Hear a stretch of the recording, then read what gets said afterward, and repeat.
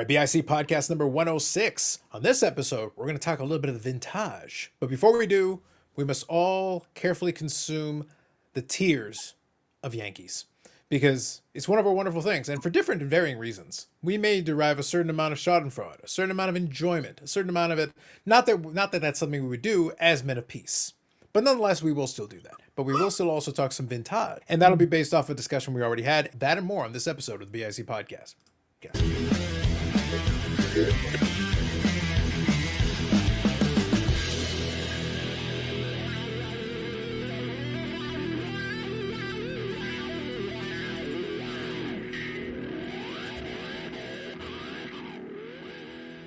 Back under the watchful gaze of Brett Favre. I'm going to bring it on the screen momentarily, but I wanted to make sure we all got to enjoy Black Hawk's Booby Orr.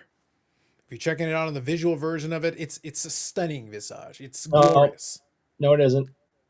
It's literally the best thing ever. I disagree. It might be the worst thing ever. And once again, you're wrong. With the blue, it almost looks like instead of playing hockey on ice, he's like on jet skis in the water. I know. It's stunning. It's really stunning. Just art is what it is. It's art. Anyway, let's start off here. Let's all bask in the warm glow of the sadness that is the New York Yankees. I was going to toast them with a beer, but unfortunately I miscounted the amount of beers in my fridge, and while I was on Big Scott's Live, I drank my beer, which makes me sad. Not as sad as Yankee fans, but sad nonetheless. So I'm going to pretend, but at the same time, I'm going to talk about it. Juan Soto, the Juan Soto sweepstakes is finally concluded, and it is concluded with the New York Mets, not the New York Yankees, a New York team, but a different one. And they were able to acquire services for 15 years, $765 million, with escalators that could take it north of $800 million, or as I like to call it, 2/3 of the like button payments that Eric makes. So I'd like to remind everyone at this time to hit the like button so Eric pays. Good for Juan Soto, but really just a pittance compared to the like button rate. Hit the like. So with all that said, the Yankee fans were somewhat salty. Just a little bit. It was subtle. I could barely sense it, but Brandon, this is where being an empath really helps. I really was sensing that disturbance in the force. They were a little bit upset. Now, I'm just going to say, half seriously and half trolling, just so we're all on the same page. The amount of them that were on social media claiming betrayal over a 1-year rental was hysterical. Literally, you traded for a guy with 1 year left on his contract. That's called a rental. A rental means you do not necessarily get to keep it. Does that mean you cannot make an offer? No, you certainly can. But does that mean they owe you anything? No, they do not. The player played well for the one season, played well in the playoffs, played well in the World Series. You lost the World Series, but then it's called free agency, which means everybody gets to make a bid, and then they pick whichever one of the options they like. Either way, he was going to make a crap ton of money, and presumably, based on the reporting, the Yankees' offer was pretty close. The Mets offered a little more, but at the end of the day, Steve Cohen has a lot of money. He has almost as much money as Eric to pay for the like button. So really, he was going to basically match or exceed any offer on the table. So really, if it's just the most money, that's basically what happened. So any initial thoughts? I've got some additional things, but initial thoughts. Initial. I'm from the Boston area, and anytime that I can watch something bad happen to the Yankees, that makes me happy. So I am overjoyed, as I would be if something bad happened to the Canadians or the Lakers. So I'm a very happy boy, and I hope everyone in Yankees land has a big old tear coming right down their face. Now, Brandon, before I let you say something, I think I can capture the essence of Eric's feelings. Oh, please do.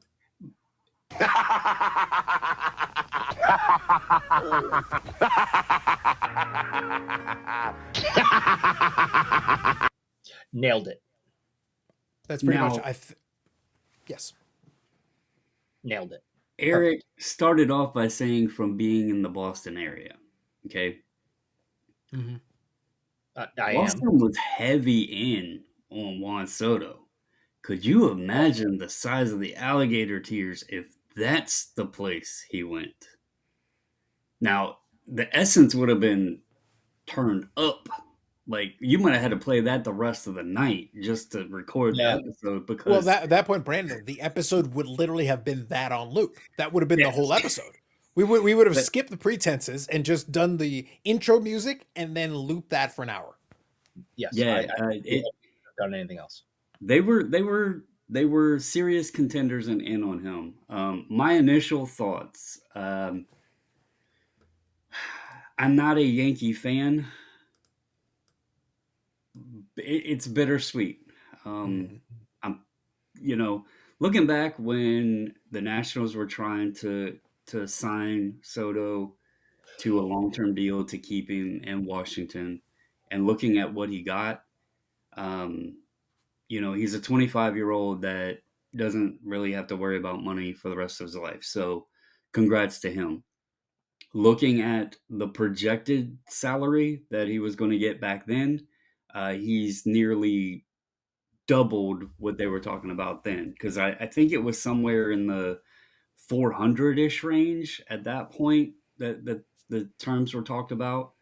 Um, Now that was on a shorter term, so yearly it might have balanced out a little bit, but um, for going to the Padres, struggling a couple years, and then heading over to the Yankees, as you mentioned, as a rental on a trade Mm-hmm. deal, and immediately taking them to the World Series, giving them a sliver of hope because they had not made it in so long. Um, congrats to him on the contract. I also, though, am bitter because yet again, a quote unquote, and I'm not a huge Harper fan. I've made that known. More so his attitude and like his the way he goes about some things. And I've heard he's changed, so whatever. But it sucks when all of your like star players wind up on your division rivals. Like that whole like we have Trey Turner and Harper up in Philly, and now we have Soto in New York. It's like, huh. And that the rest of them are pretty much retired. Max Scherzer was in New York for a while, so we had to face him too. But yeah, as a Nationals fan, this sucks knowing that we got to face Juan Soto for the next 15 years Mm-hmm. inside of our division. As far as the money and everything, again, I I can't blame him. I did think, and this was just me personally, and we can go into that further because I know you want to talk about the hobby side and all of Mm-hmm. that. Yep. Um, I personally thought when he got dealt to New York, that was going to be his landing spot. Like I personally thought, and I guess it did in a way, just on the other side of the city. Mm-hmm. Um, but I thought that like once the Yankees clamped onto him, and especially with him taking them to the World Series, helping take him to the World Series, um, I thought like that was his place. So I'm not totally shocked because there has been discussions in the past of him being a Met, but damn, it sucks as a Nationals fan. So that's my initial take. Right. I think it makes sense. But I think to your point, though, is that I think a lot of people assume that. I think that well, the Yankee fans clearly assume that. So I want to make clear it's not all Yankee fans. It's not like it's never a universal one brush on everything. But I just found the take by anybody to be hysterical in the context of like rental. Like Mhm. this was the definition of a rental, and the whole idea of going to free agency means that it's open so that everybody was participating in it. I did get a chuckle that I think over the course of it, I think a bunch of teams were thrown in there. Red Sox were thrown in there. I remember seeing reports of that. I remember seeing reports of Dodgers presumably at least having an offer in there. They said the Nationals were even in on it, but they're too Presumably, yeah. damn cheap to spend that. Yeah, and then the Blue Jays were thrown in there as one, and I was just sitting there like, this is the Shohei Ohtani thing again. I was laughing because I was joking with a couple of buddies. It's like, guys, they could offer him $1 billion. It's not there's no reason for it. It doesn't make any sense. And then of course the focus will shift locally. It'll shift over to Vladdy Jr. and Bo Bichette and those guys, and they'll figure out that business of it. I did laugh though. I was having a little bit back and forth with a Yankee fan who watches the show, and we have a little bit of fun with it. I was poking him a little bit since I was having some fun with him reflecting some of the sentiment. And then the first thing that happens, like, well, when Vladimir Guerrero Jr. is like, dude, if he goes, whatever. Like, and I'll be very blunt. I'm not very attached to Vladdy Jr. I like the kid, But it's one of those situations where like, no, go. Like and it's I can find guys that can hit 30 home runs. He had a great season this past season, but it's one of those things where like even the idea of being homegrown is like he's too inconsistent. That's one thing that has always kind of bothered me with it because I don't know what I'm going to get. So and also this team is not that much better or worse with him or without him. So it's like whatever. I would rather they trade him for something. That would be nice, but we'll find out in short order. But yeah, this team is not one piece one way or the other away from anything in particular, so it's not going to change our fortunes one way or the other. That is one thing that I will credit the Nationals for doing with the whole Soto scenario going back, a couple Yeah, years making the now. trade. Yeah, making the trade. Making the trade and just absolutely demolishing the Padres farm system in a deal to let them have him again as a rental because I don't think there was anybody out there that thought he was going to stay in San Diego. Like, especially as soon as he went over there and, the whole Tatis thing and the suspension and all that. But, like, I guess if they could have found a way, like that would have been a decent little team with Tatis and Machado and Soto. They had some pieces there, but when he went there, like it initially, my immediate thought was he's not staying in San Diego. Like there was no chance in hell. I just didn't see it. But so I will give the Nationals credit for that. We got a nice return. Now, what they do with those pieces is to be determined. Um, Hopefully, we can create some sort of competitive roster with them. But it's a young group of guys that have some talent. So I will give them credit of not just letting him walk. Locking him down till this point of his career, and here he goes up to New York, and we're just sitting there wondering what the hell went on because they do that too many times. So Yep, I think that's fair. And the other thing that it does, I think, for the league is now that the first domino has fallen, it opens up everybody else to focus on all the other components of it because everybody's just kind of sitting and waiting to see like where this finally shook out. All the other teams that were in the mix that are now out of the mix are all of a sudden able to focus their attention in different directions. I suspect some more dominoes will start falling now, one after another, now that some of that's been settled, and I think that'll be good for the hot stove side of things. Now let me move over to the card side because one of the things that we were talking about in the past and one of the areas of conversation, and this is going to be where I think it's easier for us to discuss where it's going to go. One thing I didn't want to do it under any circumstances, I didn't even want to try to predict anything baseball wise because we have no way of knowing. That's way too long a contract. That's way too far in the future. Too many unknowns, too many variables. It could be great. It could be a disaster. It could be great for 5 years and a disaster for 10 or vice versa. Who knows? No, there's no way of knowing that. We can't read that far into the future. But one thing that I think we can do that is not too bad, that we can definitely touch on, is the idea behind the cards in kind of the short, medium term, because there is an impact there that we can discuss. One of the things, though, that comes up with that is the conventional wisdom is okay, so the Yankees is the biggest market, which it is, biggest name brand team in the sport, which it is, and presumably that leaving that is going to hurt the market. And I can see that concept. But one thing I mentioned kind of before we started recording was that I've been observing the Soto market and cards, certain key cards myself, just to kind of track it. And has there been an increase over the time where he was initially sent over to the Yankees? Yes. Was there an increase as he started off hot, which is actually unusual for him because normally he starts off a little bit slow and then heats up as the season goes?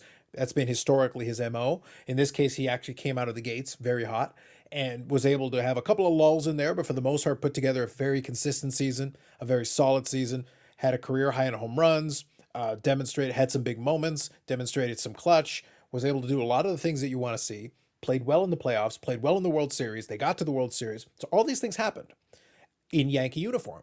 So the thought process would be like, oh, that should like explode these card prices. I didn't really find that. I found the cards went up, yes. They definitely trended upward, and some of the key cards definitely saw some increase as well.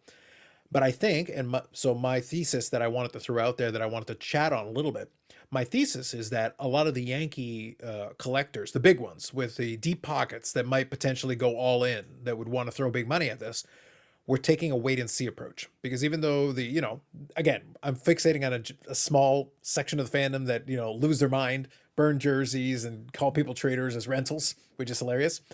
But I think the ones that can see beyond a little bit of can see the forest for the trees a little bit. I think those folks understood that. Wait a minute, this is still a rental. Let's see what happens. If they had won the World Series, they would have been thrilled, no matter what happened after that. However, where it became interesting is they didn't, but then it's free agency time. Let's see what happens. I think everybody was waiting for a commitment. They wanted to see that long term deal because it was the Nationals and then the Padres and then the Yankees. So these are three different teams. You in wanted a to see, short like, period. okay, yeah, settle down somewhere. Really, we don't care where at that point. It's like, no, just settle down somewhere for a period of time so that we know you'll be there for a while, and then let's see from there. And then at that point, the whatever fan base wants to latch on can do that, and the rest of the collectors, because there are Soto collectors who don't care too much. I'm a guy who likes collecting some Soto cards here.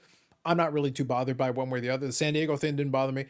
I don't like the Yankees, but if the Yankee fans are mad enough, Brendan, to sell me a Yankee autograph card, a nice looking card on the discount on the cheap, I'll take it on the cheap. I'll take it at a discount. Just throw it out there. I'll take a discount on that. So, my thought on this, and I could be completely off, on my thinking behind this, but you mentioned the Yankees, like the pricing of him with him being the Yankees, even when he had the good season and everything, didn't really Mm-hmm. push the needle much. Yeah, And a you little you bit, know, but not as much as you would think, all things considered. so I do think the Mets may impact his prices, but not necessarily as much on a decline as limited on the increase. I think they Yeah. would have increased and shown more, interest and everything, more movement. If he had been announced, a 15-year Yankee deal, I Mm-hmm. think that would have helped up. I don't know that we're going to see a lot of the needle pushed either way with the Mets.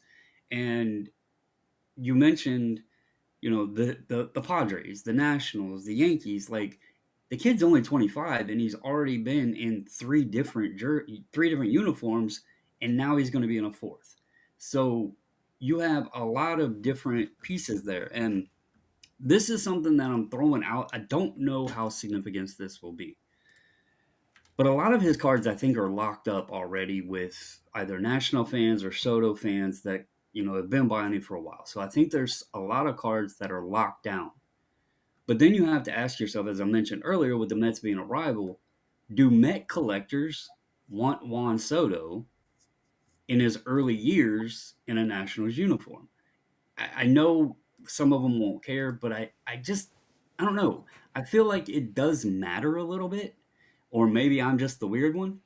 Um, Oh, you're definitely the weird one. That part we're all agreed. We're universal across everyone in the chat, in the comments section. Just yeah, thumbs Yeah, up let me on know. Brandon Let being me the know. weird one. But Yeah. no, on a serious note, like me personally, I have no interest in the Padres stuff. And this is coming from a national fan that, obviously I got to experience the early part of his career, the World Series period, the rookie period, all of that. So it is a little bit different of a situation, but I don't care about the Padres stuff. I really, if there was a really cool Yankee one, so be it. But again, I don't really want his stuff in the Mets. Like, I just have no interest in having Soto in a Mets uniform. So Mm-hmm. it's weird now because he is going to be in four different teams in such a short period of time. Will it help that he's got a 15-year career ahead of him? If he plays it out or whatever. Um, that gives the Mets fans a lot to collect. But again, it's like, what is he, sixth year now, going into seventh year? So there's it's not as rookies, and I don't know if that's going to affect the market at all. That's just my what if the Mets fans don't want the Nationals uniforms, because that will limit the rise of them. And Yeah. again, also just pointing out a lot of that stuff's already locked down. So we might see some of it sprinkle out now that he is, on his, call it what it is, his final team, I guess you could say. Um, some of them might trickle out. Hell, Nationals fans might get pissed that he's a Met now. they might start letting them go. I don't know what the reaction. We don't. You never can predict that kind of reactionary stuff, but um, it'll be interesting to see. But to the main point, I think though, I think we would have seen more movement long term Yankees than we will see long term Met. Yeah, so I agree with that, and I'm going to get you in on this one, Eric, just to get your thought on this. But one more thing I'm going to add, just to what Brandon was saying, is that I agree that let's present it this way. Let me take what you said and let me kind of share it in this way. I think the ceiling for Soto is lower with the Mm-hmm. Mets than it was ever going to be with the Yankees. And I don't think, and I think that's, and I actually think that's okay. That's fine. My key point, my first point that I made was I just believe that some of the Yankee guys were on standby. They wanted to Mm-hmm. see the commitment first. So as a result, it never shot up the way it might have if he had just signed the 15-year deal with the Yankees last year. If that had been the case, then they would have been all in with both feet right from the get go, and then that would have moved it quicker from the get go. Do you real quick? And this is for both of you guys. And Eric, I know you're a Boston guy, but you can at least understand where I'm coming from here. Outside of the fan base, Juan Soto as a player, he's a great young player. He is like came onto the scene and pretty much has, you know, been one of the best players in the league since he came out. Do you think that there Do you think even if he continues having a great career, that he will be as impactful if you say he's an all-time great Met versus if he had played his career out as a Yankee and started etching his name maybe into that legendary Yankee, you know, Yeah, the it's outfield and being a Yankee great? yeah. We see this in every sport. Okay, when you are in one of the major markets, all right, and in hockey we talk about the original six, for example. Okay, in baseball you talk in L.A., you talk in Boston, Chicago, New York. Okay, um, those are your major markets. A perfect example of what we're talking about is our good buddy, friend of the show, best friend in the whole wide world, Marcel Dion, right? Wow. Played for his majority of his career for the Kings. When you talk about all-time greats, he gets left out of the conversation most of the time. If he had played his entire career in Detroit, where he started, or he was in Montreal, he would be seen. Everyone would be talking about him to this day as one of the all-time legendary greats, all-time legendary Montreal Canadiens. Guy Lafleur level Canadian, but he played for the Kings and he scored those 700 and whatever. I can look because I got it written everywhere, but those 700 plus goals, mostly in LA. See, it makes me sad considering he's your best friend. You didn't even know. I think it's 731, by I the way. I'm wasn't pretty going sure to it's go there. I 730. was going to let him I was pretty sure continue, it's but 731, I but was who's a little counting? Yeah. surprised. So it's written all over the place. I just got to spot it, but that's the point. If you're 100% right, if Soto has the career that he's projected to, and we never know, he could hurt himself falling in the shower tonight and never play again. If he stayed on the Yankees and had this Hall of Fame career that he's projected to have, he would be considered great, legendary. If he stays the rest of his career with the Mets and has a Hall of Fame career, he's good. And it does matter your fan base and the team that you play for in these sports. With the football, it's been the Cowboys, right? You win with the Cowboys, you got the star, America's team, blah blah blah. You are a legend if you are a Hall of Famer from the Cowboys. But So let me pose the question. Uh, Now we definitely have echo. I I don't know if heard you guys can myself hear that. for a second ago, yeah. Yeah. But if you're a Hall of Famer Tampa Bay Buccaneer, I don't It's think it's not hurt the same. Warren Sapp that much. But one thing I was going to make. So this question does presume one specific assumption that I don't necessarily agree with, and I think this is important. This is an important distinction I want to make here. From a brand power perspective, the Cowboys is actually a good comp that Eric is bringing up because they have the cachet and the marketing behind it to talk about the Dallas Cowboys and the New York Yankees, etc. But in both cases, the reality on the ground for the last 20 years doesn't reflect that. In Mhm. reality, there's, to take your scenario, Juan Soto already has a World Series championship that he won in Washington. That's something that he holds over the fish boy. No matter what, until something changes, he has. So he doesn't need to go ring chasing. Additional rings would be good. It would be icing Mhm. on the cake. It would add to the legacy. He doesn't have to worry about saying, "But you never won a ring." He did. That's already happened. So he's got that. Now, anything else he can add, he's got a batting title. It was a shortened season, but if he wins another batting title, that'd be even better. But the point is, he's got at least a couple of these things. He's got some silver sluggers. So he's starting to rack up some hardware. Has the opportunity now to rack up additional hardware. A second World Series or a third would be even better.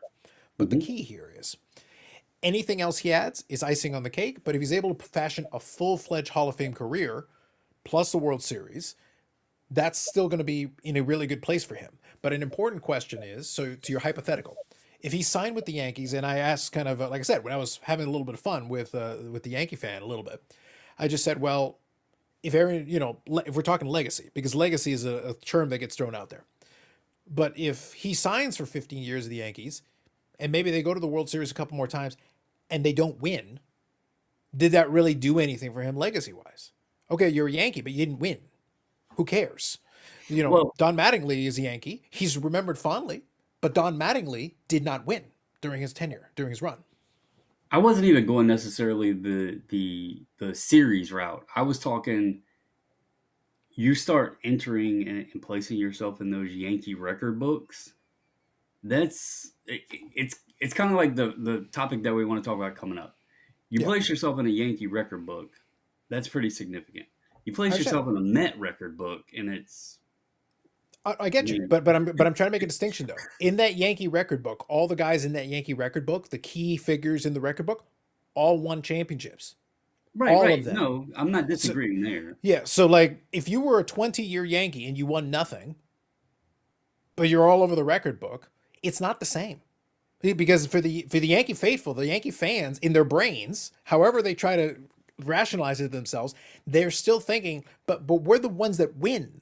But well, if you're a lifetime Yankee, you have a great Hall of Fame career, but you didn't win squat. Do you think that's why they're so emotional right now? Because Yes, they hadn't 100%. even made it.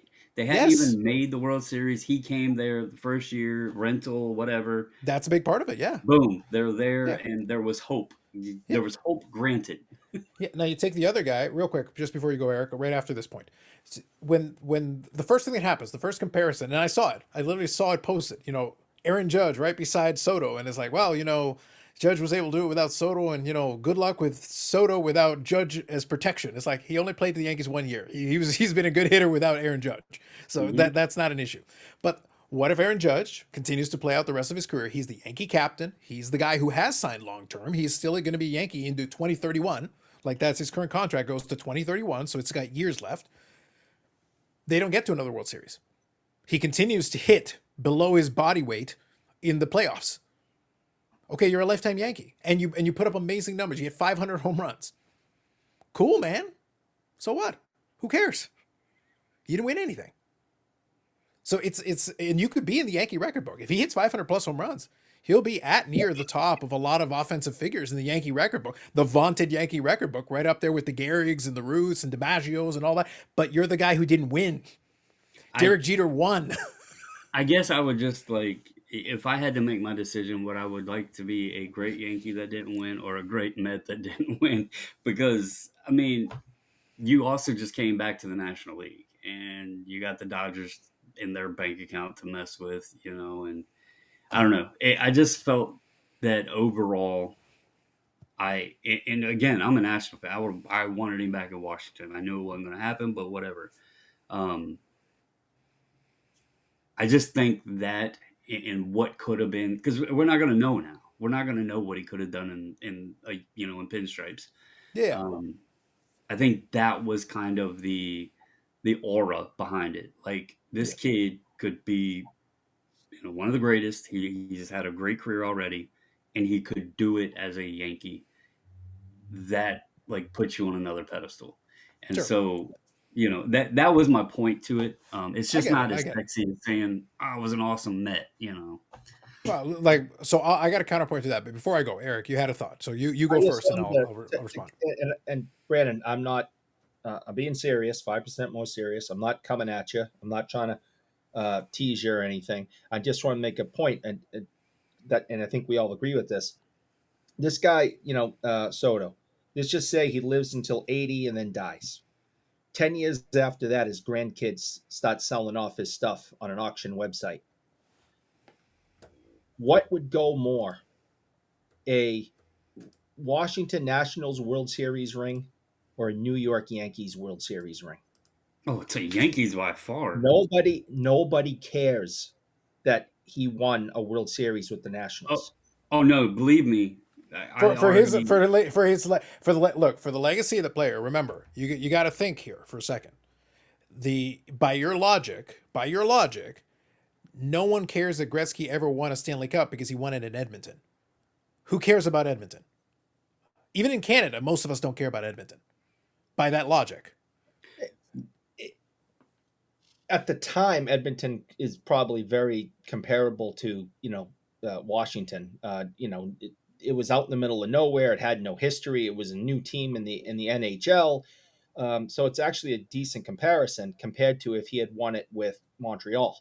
yeah. But the thing is, Well, whenever we talk about Gretzky, in addition to all his other stuff, we talk about his 4 Stanley Cups because they all count. Nobody discounts the Stanley. With Mark Messier, what gives him an exclamation point is that he won an additional Stanley Cup in Edmonton without Wayne, and Thank also went to New York and won another Stanley Cup on top Right. of that. Yeah. So that's you add the sixth one, that makes it more better And to way use more one of your better. favorite. Yeah. Yeah, well, it adds another thing, an exclamation point to the whole thing. So let's I'm going to just say, be so fair to Eric on his point, though. I mean, if he was to have won a Yankee and a as a national, no one would really care about the national one. And the reason I say this, I don't know if it will stand out as much. Period, because that World Series is almost forgotten because it is the Nationals. They were terrible. Like at the 50 game mark, they had like no chance of even winning the World Series. They had like the oldest roster, I believe, in Major League at the time. Um, they weren't supposed to win. But then you take that and add in it all of the offseason talk when everybody should have been talking about the World Series champion. The only thing that was discussed was the Astros and the cameras. That took away from it all. And then like as a fan, we didn't even get to witness the ring ceremony or any of that stuff because guess what happened after that? The whole world went to hell. So there is a lot of forgotten, and although that whole comeback from the 50 game mark, being down, all of the 7 game series they had, being down after 7 innings in an elimination game, the whole World Series where every road team won never happened. I would be willing to bet it will never happen again in history, but yet it hasn't really been talked about yeah, because of all of the other things that happened along with it was the Nationals. yeah, Like so I'm gonna give Eric, some credit there. It especially in that scenario, if you had to compare the two, hell, if he wins it with the Mets, the Nationals ring wouldn't even be that that's as probably important. true too. But but with the Yankees, that's all that matters. You know, Hmm. you want it with the Yankees, the Red Sox, the Cubs, or the Dodgers. That's all that really matters. Everything else is a side note.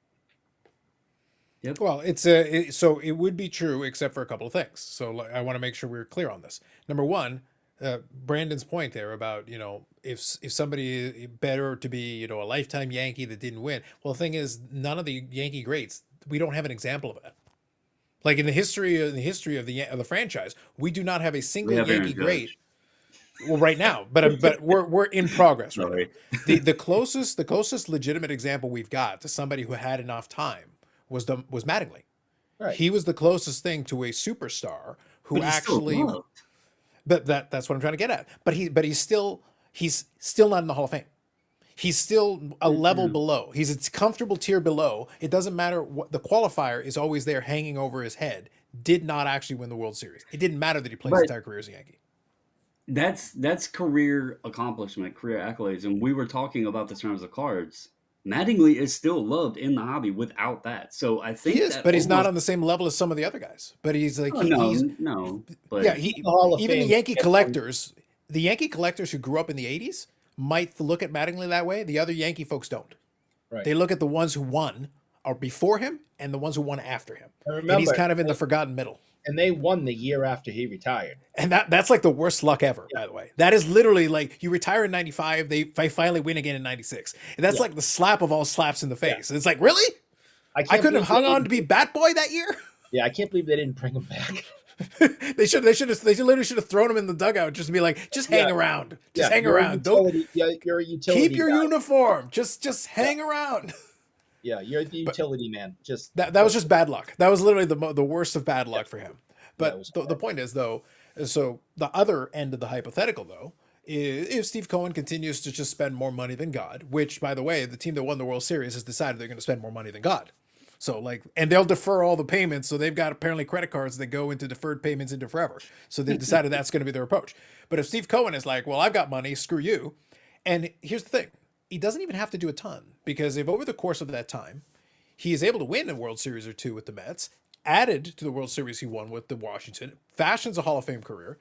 Again, Eric is talking about the Red Sox and the Yankees and the Cubs. Well, two of those teams up until recently didn't win anything ever.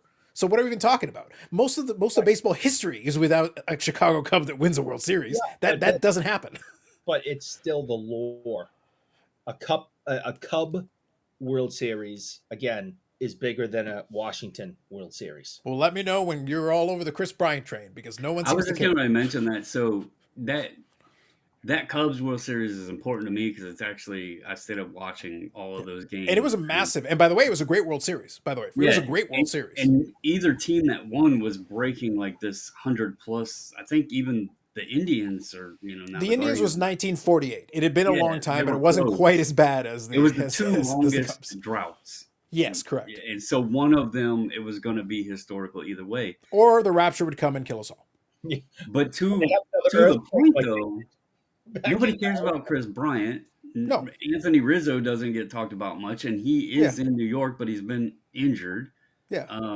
Schwarber, all he can do is hit home runs or strike out. So, I mean, you had a couple of the guys I think got hurt or not hurt, in trouble. Wasn't it like Addison Russell or something like that got in trouble and stuff? Yeah.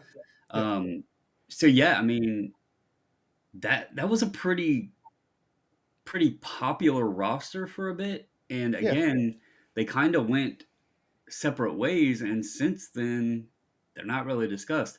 But the Nationals had the same thing. Like that team, there was so much lost with everything that happened, the Astros and pandemic and everything, and that team, like it disappeared. We had a World Series team and nobody.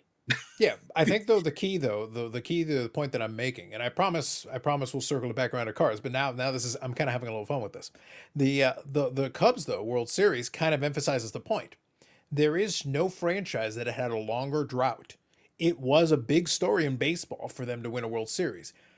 In Chicago, there are people there that I'm sure have the entire lineup tattooed on their body.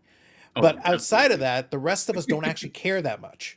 It didn't elevate our esteem to the other players. We're still judging the other players based on the totality of their careers anyway. Hey, congratulations. Oh, but it's a Cubs World Series. That's worth like 10 World Series. No, it's not. It's one World Series.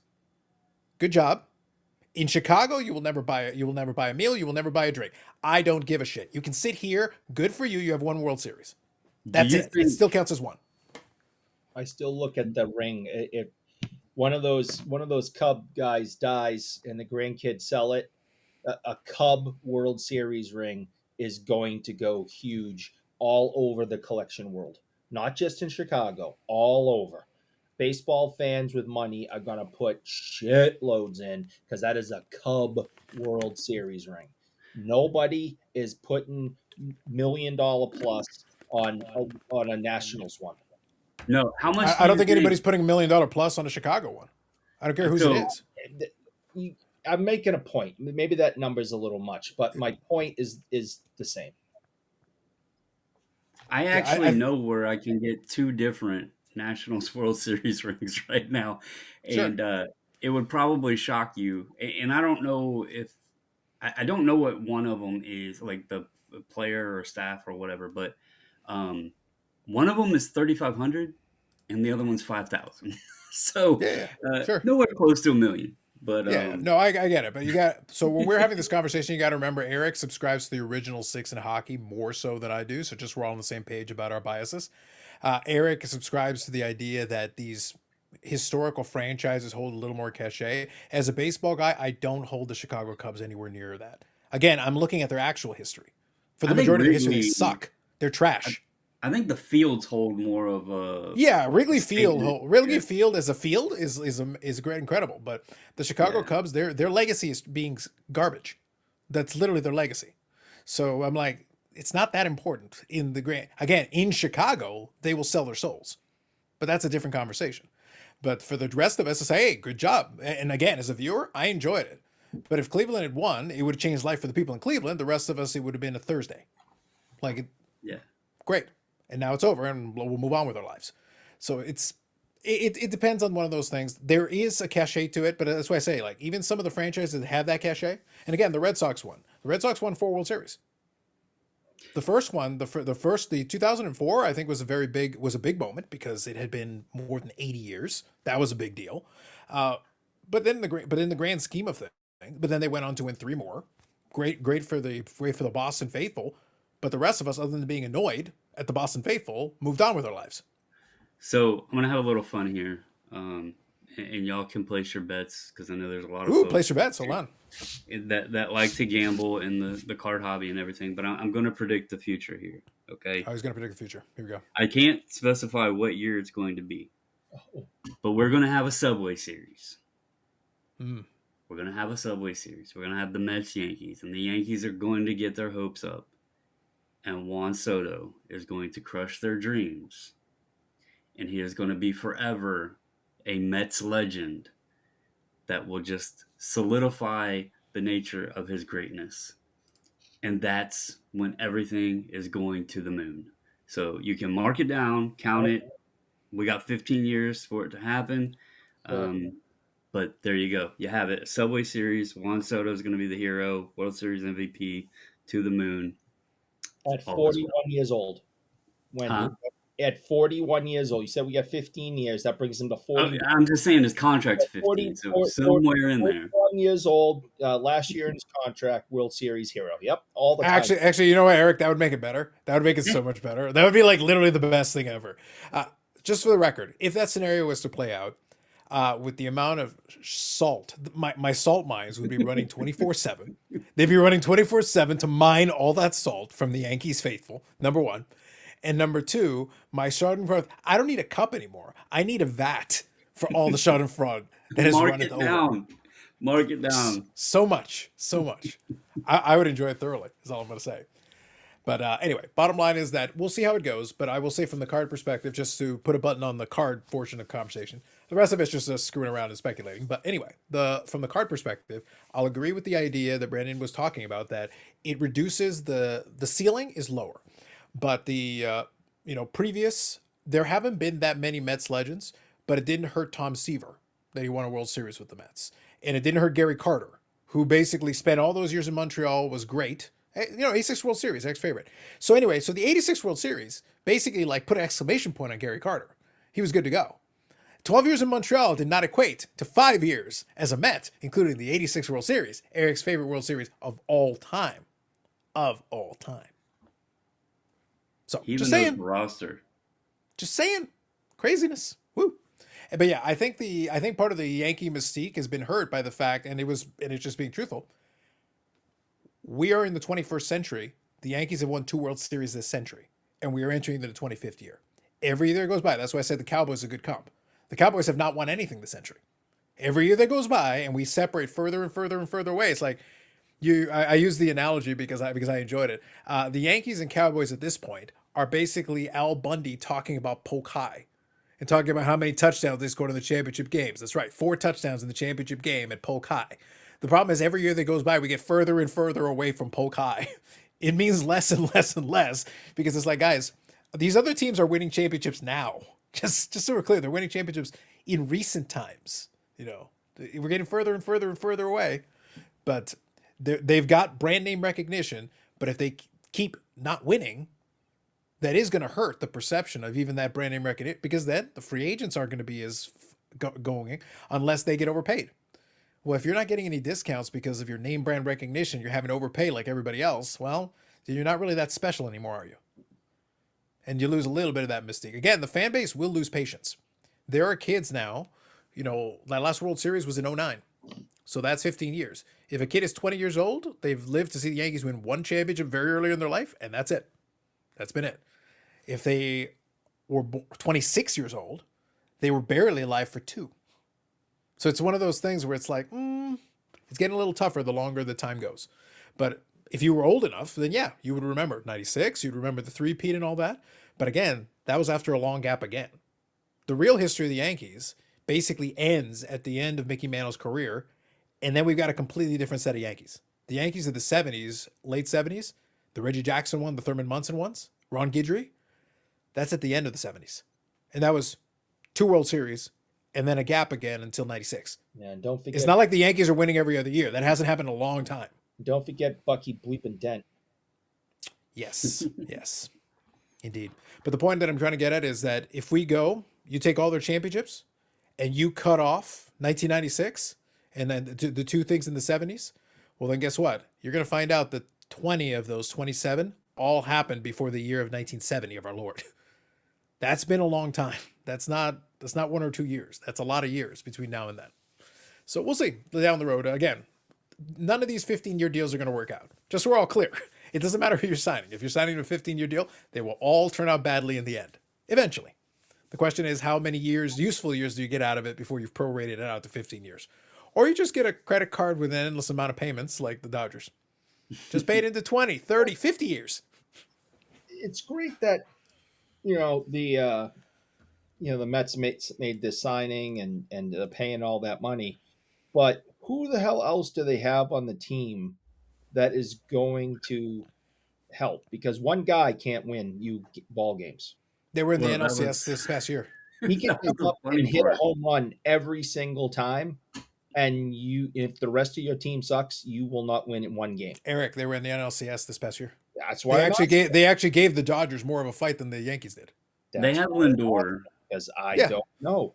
They have Lindor, but outside of that, when I seen who they said was in the outfield, I was like, that's not as enticing as the Yankees outfield, because it's Tyrone Taylor and Brandon Nimmo. Yeah, so the Yankees outfield, Brandon, is one guy that's going to get injured, another guy that will also likely get injured. So right now the Yankees don't have an outfield. They likely won't. Like, the reality, like, I'm just being honest. The likelihood, they've got 2 guys that look like Greek gods, but the likelihood of the over-under of games missed, right now I'm setting it at like 70. Didn't the Yankees get Trent Grisham when they got Soto as well?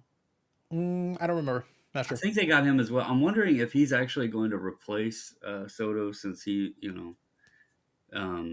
because he did play right field. And when I'm pretty sure those 2 came over together, because I had to laugh. Trent Grisham was actually the one that overran the ball in the 19 wild card game when Soto hit it to right field that brought in all the runs to take the lead late in the game. So that iconic, beating the chest thing, that was actually Trent Grisham that made a bad play on the ball. So he might be Soto's replacement out in right field for the Yankees. So yeah, well, they're still going to have to fill in a couple of spots. Let's be clear about this. All the teams right now that are there are going to have to fill in more spots. But Cohen has deep enough pockets that he can go and get more players to fill it in. They're going to have to make sure they update some things in order to make sure they can hang in there. But again, they did actually put up a better fight against the Dodgers than the Yankees did. The Yankees kind of rolled over and got destroyed and couldn't hit. Do you think Cohen pays Alonso? I think if he thinks it'll help him, he'd pay Eric. I like to get paid. Just on principle. Just to be on the safe side. You never know. You just true. never know. You never know. Yeah. I'm not even sure how he'd help, but he's like, you know what? I'll cut a check. How many zeros we need to do? At this point, I think the signing. So just to be clear, I think that the Soto signing does two things. I think it's Cohen basically saying, I will outbid you all. Screw off. And he's also sending a message to the other folks going, I'm going to do what it takes. And I'm not letting anybody else stop me. Because he didn't even do it on the extended credit card. He didn't do deferred payments into the end of the century. Like, he's like, no, I'll just pay it. I don't care. I'm like Eric with the like button. No price is too high. I'll pay it. Easy with that. Just saying. Just throwing it out there. But yes. So we'll see how that plays out. So good luck to the Mets faithful. Well, may you purchase all the Sotos. I at least had a couple purchased from me on Comsy. So listen, spend often. Spend early and spend often. Let's do it. I'm gonna pick up at least a card or two from this time period. For me, I like collecting Soto stuff. Most of the stuff is Washington just because I like having some of the early Soto stuff, the early, rookie year and early Soto. But I'm going to grab at least a couple of cards, but I'm going to be picky. I'm going to be selective. I'm going to grab a couple of cards from all the stops. And then with the Mets, presumably he'll have some time there. So I'll pick and choose some pieces, though. I'll find something in there that'll suit me. We still got some time before some of those sets come out. So we'll see what we find in that regard. All right. So if we can, let's move on here. I was on Big Scott 35's channel last night. We're recording this on the Monday. It'll drop on the Tuesday for you guys. But I'll include a link in the description to the live. We were able to have a fun conversation. It was myself and Brad8671. I want to make sure. I think I got the numbers right. I always forget the sequencing of the numbers, but I think that's correct. So anyway, we had a nice conversation. Good chat. The second half of the conversation, though, is where I think it got interesting because we were actually having a nice chat about vintage football and why it doesn't get the same amount of appreciation as, say, vintage baseball, for example. So that was the specific. Now, one important thing. The reason I'm starting off by explaining this, we're going to do the silly card of the week. But my choice actually plays into this as well. So I was giving you the preamble, but little sneak preview. I'm going to show the silly card of the week. I'm going to give us the results. And I'm also going to then show my card, which actually will play into the topic. So I'll share my card last, but I'll give you guys that. So real quick, let me quickly thank AMG. So silly card of the week brought to us by our friends at AMG Collectibles, amgcollectibles.ca, and the AMG Collectibles YouTube channel. We will be back with a podcast episode and a live stream. Live stream on Tuesdays, happening at 5:15 Eastern Standard Time. And then a podcast episode drops on Wednesday where we talk about stuff that came in the shop. Steve sent me some nice stuff, including an autographed football that Eric will appreciate of someone who cares about his fans. Someone that Eric loves, who was a New England Patriot great. Someone that Eric really cares about. And let me tell you, they took careful care on this autograph. It's beautiful. It's glorious. It's carefully. Close. Oh. You'll have to wait and see. But I got a picture of an autographed football that I figured Eric would appreciate, and you can check that out on that episode. Now, real quick as well, I want to point out that they've got their eBay auctions that run Sunday to Sunday. So that information will be included in the description there. Also in the description, there will be links to the AMG Collectibles channel and related things to it. And we thank them for supporting the podcast and the channel. Now, what I'm going to do here is I'm going to pull up the images. And while I do, I'm also going to share with you the results of last week's Silly Card of the Week. Since we were back, pleased to say that we had some nice voter turnout. So let me give you the results on this. Again, we count all your votes, so we appreciate them. We got 37 votes here, and we had 3 different options. So we had 38%, 49% was the winner, and 14% in the middle. So I'm going to share with you the results. The results were: the Real Fish Angels outfield, despite an impassioned plead by Brandon, even on his own channel, did not make it. It was 14% of the popular vote on that one. I thought it was very impassioned. Pandering. I thought it was a good card. But look, I got to be honest, Eric. I was half tempted to take that footage and turn it into a commercial for the Silly Card of the Week because he really, he pushed that Silly Card. He's like, guys, you got to get on there. You click on there. You make a selection. And I might still turn that into an ad for the Silly Card of the Week because the people need to know. Mobilize the people. I think I've been robbed twice now. Yeah. No justice for Troy Dan this time around. So, second was Cecil Fielder Contemplating Life with 38% of the popular vote. And Eric's new PC which we all agree is his new PC, was the winner with 49% of the popular vote. So actually a solid turnout by you compared to last week's demolishment. So this time around, you were the winner of this week's Card of the Week, Eric. So congratulations by you. Well, I'd like to thank the Academy for selecting me as the winner. Uh, I should be the winner every week, and I hope this week will continue the trend. Well, I don't know about that. We're gonna see. Like we've got a thematically appropriate, and we've got a man who knows a thing or two, not just Australians. You want a knife? We're gonna show you a knife. So what I'm going to do is I'm going to share Silly Card of the Week here. We're going to share it on the screen. You guys should check out the YouTube version of it. We'll describe it as best we can, but to get the best visual effect, you should watch the video version of it. That'll give you the best possible experience. All right. So first one we want to show here. Let me put it on the screen so we can all see it, and we'll make it full screen here. All right, so this one is from Donruss Studio from back in the day, or it might be Leaf Studio this year. Regardless, it's Jose Lind of the Pittsburgh Pirates. Brandon, do you want to describe what we're looking at here? I can't even pander this one because I don't know what's going on here.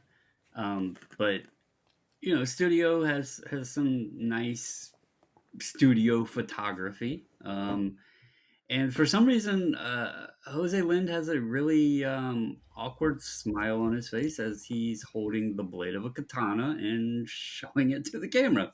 He's up to no good. I don't know why, but I thought it fit this segment well. So all I'll say is I think he's downplaying it. I think the look on his face is deranged is what it is. Yeah. He's definitely doing like, come on, I'm gonna do something with this sword. Yeah. And I just want to say the lighting on this does it no favors because he looks like a guy you don't want to meet in a dark alley holding a sword. I'm very concerned of why he's just holding it by the blade though. Like why didn't he have it by the handle? Like I don't know, man. That's some weirdness. I don't know what to tell you. I don't know what to tell you. But anyway, so that's Jose Lind. So that's the first one. Second one, we got the Kool-Aid Man. Eric, again, I stand by my original statement. This needs to be inscribed with "Oh yeah" or it's not real. I completely agree, and I hope that someday I will be able to find this man, and have him sign this. This card I think is at work at the moment, but I will dig it out and add it to your collection. God damn it! Yeah, because I need him to sign this with "Oh yeah, oh yeah." That's got to be done. So what we're describing here is we're describing a score football card here with a Halloween theme, no less. It's literally got a jack-o'-lantern and some bats around the borders. So it's some kind of a thematic card on Halloween. But the name is Kool-Aid with dash in the middle, McKinstry. A cornerback, rookie, is actually part of the rookie logo. A New Orleans Saints rising star, so to speak. But apparently he's the Kool-Aid Man, so it would appear. Yeah, his mama named him Kool-Aid. So, okay, mama. No problem. Hey. Sounds to me like a man who wanted to be named Jar of Mayo and is just jealous. Moving on. Last one here, playing into our little theme here that I was talking about, is actually a vintage piece. So we got here, I believe it's 64 or 66 Philadelphia. It's a Philadelphia trading cards selection of Jim Brown, fullback of the Cleveland Browns. See what I like about this. So I'll explain kind of what my concept is here. Number one, it plays into the theme of the last topic we're going to get into. But the second thing is that the background almost looks like it's Photoshop, but really it's just kind of a filter they apply to it. But it literally looks like Jim Brown there is posing in the parking lot of a car lot, is basically what it looks like is going on here. And by the way, I did a little bit of digging into this card, and like there's theories about what's going on with the Cadillac in the background there. Some people theorize that it's actually Jim Brown's Cadillac, and maybe he was just like at the end of the practice, he goes, I'll take the damn picture, but do it right now while I'm here, and then I'm about to head over to the car. Or it could be he's just him posing, like he's literally posing in front of what looks like a car lot on concrete there in his gear. He's got his entire uniform on, holding his helmet, and he just looks like just take the picture, let's get this over with. I got questions about what's happening during this image, but I'm fascinated by it. You don't think that's superimposed in the back or something? You think they actually brought him out and said, here, squat in the parking lot?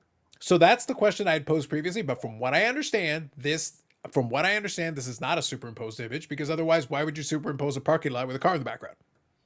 Yeah, I don't know. I was looking. And other cards in the set do not match this aesthetic. So there's something specific about it. Thrown off. That's what I'm getting at. So I'm wondering if a filter was applied to it. Again, the point, Brandon, is there are questions. We've got questions. There are questions that this card invokes, And Hmm. we need someone out there with some hashtag scholarship to give us some answers. And what a waste, because I mean, he only played a short time. He's one of the greats of all time, and this is the card that we have as fans and collectors have. A lot of people like this card, though. Believe it or not, I believe not.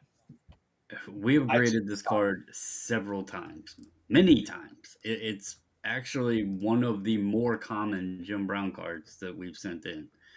So, are they doing it because it's a silly card of the week? I Yeah, don't know, but probably. a lot of people do have that card. We're going to find out. So, you will get a community post where you will be able to make the selection of this week and you may select the card that you like. So, we gave you a couple different options. So, I wanted to double check here. It is the 1964 Philadelphia. That is 1964 Philadelphia base card. So, if you check it out for yourself, that is what the 64 Philadelphia base card looks like. And like I said, in comparison to some of the other ones, they don't necessarily all look like that. And some of the other Philadelphia cards also don't look like that. So I'll see if I can find another one down the road here while we're having this conversation. And see if that background appeared on any other ones, but not that I'm aware of. So I just remember that Jim Brown one. It stood out, obviously, for the image there and the background happening there. It's a fascinating card, but that tells you, going back to the vintage days, you can find some interesting things there. There's some historical quirks. So there you go. Oh, and by the way, it looks like it looks like that same background is happening with some different Cleveland Browns. So specifically the Cleveland Browns that have that going on. Well, it is Cleveland. Yeah. Who knows? So when you can hang out with in front of a parking lot, then you got to do it. What do you want me to tell you? It is what it is. And you got the car in the background, hang out in front of the parking lot, team photo time, excitement. So anyway, select your favorite vote, select your favorite option, and vote for it. Vote early and vote often, and we will give you the winner on next week's episode. So thank you all for participating in that. Now, since I did go with a vintage football card there at the end, let's have a quick chat about, like I said, what we were talking about on Scott's channel. When we got a chance to get into it, the question posed was, why does vintage football, and I did touch on basketball as well briefly, and we can touch on hockey as well, just so that we've got the full gamut covered. Why do some of those not get the same level of appreciation as, say, vintage baseball? I presented a couple of specific things, but honestly, there's a lot more to it. That's why I wanted to have the conversation. And one important caveat I'll make right now, it does differ by sport. It very much differs. So I'll give you the basketball one there again. I'll give you the short version of that one. And then I'll touch on one of my theses for football, but we can expand on that. And we can also touch on hockey because hockey has its own unique quirks as well. So I want to make sure we at least touch on that. So for basketball, one of the points that I made was that you just don't have enough sets in the early days of it. It jumps basically from 48 Bowman and the George Mikan rookie. And that's kind of one era. And then it jumps ahead almost a full decade to either 56, 57 or 57, 58. I think it's 57, 58. It's a top set. You got Bob Cousy, you got Bill Russell, you got a number of other players, again, that are rookies, partially because the era, but also because you've got that gap. You almost got a 10-year gap. So almost all of the guys on there that are there for the first time are all rookies. Just the result of what you came across it. Then you jump ahead to 61 Fleer, a famous set, Will Chamberlain. And you've got a bunch of other players who make their debut in that set. So again, a great historical set, but you're jumping ahead one more time. And then if you want to cover Lou Alcindor / Kareem Abdul-Jabbar and folks of that era, you jump ahead to the late 60s. So right there, we jump from 1948 until almost the 1970s, and we only have 4 major sets. For the big basketball folks, I know there are regional sets. I know there are food issues. I get all that. I'm just talking about major release, standard sets that were released during that time. And I basically go from 48 to the late 60s, and I'm only talking about 4 sets. That's a big issue if you're trying to develop this fan base for these cards. And basketball took a really long time to get traction. And it just literally into the 80s, we had the NBA Finals on tape delay. Like the leagues were struggling. It just wasn't getting there. Football is a little bit different in the terms of that because you have all these different eras. I talked about how you can be a big historian of football, but the sport changed and evolved so many times. The leather helmet era is very different than the early Super Bowl era, which is very different than the 1980s. Like it just kept, and again, the record books have been rewritten so many times because we've changed the format. I used the example of Johnny Unitas, and I talked about, guys ahead of him on the all-time passing yards, guys like Kerry Collins. When you think of Johnny Unitas and his stance in football, like where he should sit kind of on like that era, And then you think of Kerry Collins, they're not comparable names, but statistically they are. And that's a big problem. That's why I compared it to baseball. And I said, when Mickey Mantle retired, he was still inside of the top 3 or top 5 all time in home runs. He's no longer in the top 5 in home runs, but his 500 plus home runs still hold up. It's still very good in the grand scheme of things. And the people ahead of him were all time great home run hitters as well. So it's not just randos that kind of got in there because we suddenly went to a rubber ball. We didn't change. We've adjusted rules, but we didn't fundamentally change the game a couple of different times, which is kind of what happened with football. So that's the initial. I just want to get that off the ground. Anything you guys want to add? Yeah, Um, it's difficult to compare, current players to vintage players. The equipment changes, training changes, rules change, all these different things. And when you start comparing, old to new, it, it really isn't fair. Okay, I mean, can you really, compare LeBron James to, you know, uh, Bill Russell? I mean, just look at their physiques.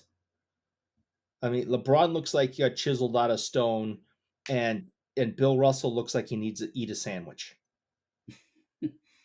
Okay, but it doesn't stop the fact that Bill Russell is one of the greatest of all times because he completely dominated his era. 11 championships. He ran out of fingers. Okay, um, so you can't really compare. There's very few athletes that you could say that person can come from the past and play today and still be successful. Um, there's very few of them, and you look at, people say Jim Brown would still come in and dominate. Really? I I don't know about that. Look at his size, look at his speed, look how these guys hit today. Compare the competition of the past versus the competition today with these guys. I mean, linemen today are probably faster than some of the running backs of the 50s. Mm-hmm. Now, real quick, before we get too far down this rabbit hole, because we can go deep, I want to make sure that we're all clear on this. The reason why I gave that precursor was to give an explanation why the cards would be in less abundance. That was one. But for basketball, it was really pertinent because they only had a handful of sets. Literally, I counted off 4 sets and I went decades. That hurts the collecting side of it. That's number one. Football, the reason I gave all the different eras is because it means that it's harder for the collector of today to be able to associate to it when there's so many fundamental differences. That hurt. Where in baseball there was a consistency. You could still go. The game of the 1920s wasn't the same, but the concept was the same. Like a lot of the pieces still kind of fit. You could sit there and watch a baseball game in the 1920s, and it's not like you're watching an alien event happening somewhere else, because the guy's throwing the ball, the guy's hitting the ball, the guy's catching the ball. Like conceptually, we're still in the same region here, even if it's different. The guys are stronger, faster, and all that, but it's still conceptually the same game. Football is very different depending on the era I take you to. Even though it's supposed to be football, like, yeah, but that's not the same. I'm not watching the same thing that I'm watching, last night on Sunday. Yeah. That's not the same thing. I mean, you say Johnny Unitas. I mean, he was great and seen as great because he was one of the first really successful, throwing quarterbacks. I mean, the NFL was mostly a running league, and the quarterback really threw. So I mean, guys started throwing, and the game changed. Now you got guys that, I mean, they are just chucking that thing, 60, 70 yards routinely. And, I was commenting to some people the other day, kickers are hitting 60-yard field goals unless they're consistently, Justin Tucker. unless they're Justin Tucker, who's Well, that's a one of the different. greatest. That's a different issue. But can you go back to the 70s and say, oh, yeah, and, 50 years, um, these kickers are going to be hitting 60-yard field goals routinely. And they're going to be Mm-hmm. like, dude, these kickers can't kick past 40 right now. Mhm. So is that do we want to say then, because like I said, I want to expand on this on the collecting side. So does that disconnect then mean that while football folks may appreciate the history, the baseball guys look at the history of baseball? So that's one of the things we brought up with Scott. So the baseball guys will look at the history of baseball and romanticize it. They'll talk about the golden era of baseball in the 50s. They'll talk about the Mickey Mantles, the Willie Mays, the Sure. Jackie Robinsons, and that will enhance the appeal of these guys. Whereas the disconnect in the sport on the football side almost feels like it's a barrier. You have to get past this barrier to be able to accept it. Or is it like Brad threw out there? Is part of the problem that the football cards aren't as aesthetically pleasing? The 52 top set is considered one of the all-time great sets. In addition to when it came in, Topps' rise to prominence, it's also a pretty attractive set. To me, 53 Tops is one of the most beautiful sets. I love the design. I love the 53 Bowman color. So some of these sets look really, really good. I just like the setup and the design on them. So to me, they're classic in just the design. And then add to the fact the players, if you know the history, then you know some of the players too. That enhances, that makes it more fun to collect. So is it just the disconnect between one sport and another, or is there more to it? So a few things to toss out here. And we kind of mentioned this before we started recording, but you mentioned the league thing. And when Mm-hmm. we're referencing it with specifically football and basketball, those both didn't just, become the NBA and NFL. They actually had mergers with, the AFL NFL merger and the ABA NBA merger, which is all during those periods that you were mentioning, with the basketball specifically and stuff. Mm-hmm. I think that takes some of it away. I think another thing that takes for the topic of football away, and I personally, yeah, I listened to y'all's conversation, and I think Scott said, I don't really know anybody that's working on the Hall of Fame football and stuff, and I know Paul was in the chat, and he may listen to this, but I'm not going to say there's nobody out there that has a passion, but I myself was building the Hall of Fame checklist. I also have a buddy named JJ. He was working on the Hall of Fame checklist for football. Mm-hmm. Sure. To be quite honest with you, unless you are just absolutely passionate about the history of football, it is a very difficult set to immerse yourself in and get excited about, because some of these players nobody's ever heard of. Like, football is such a team oriented sport that when you go to force yourself to buy, a lineman or a punter's rookie card because they're on the Hall of Fame checklist, it's not that exciting. Like, you begin to question, why were these guys even in the Hall of Fame, right? Whereas when you look at some of the other sports, baseball, one of the key stats that's always mentioned is home runs. Well, that is a guy standing at a plate by himself with a baseball bat and hitting the ball over the wall.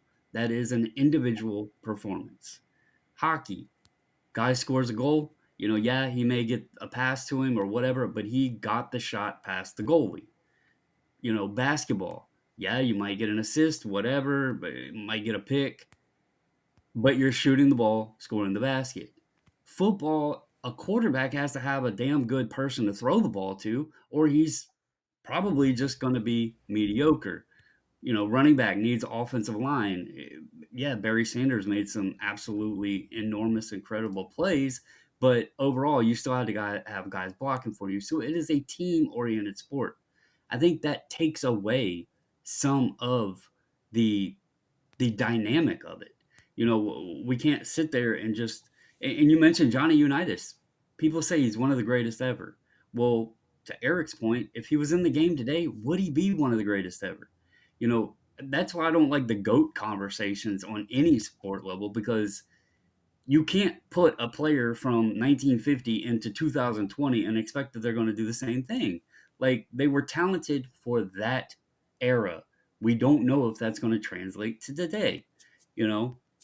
Um, but, to Brad's point of the cards, they have to be interesting. I mean, I can't say that they have to be necessarily cosmetically pleasing all of them because I let's think it face it, helps though.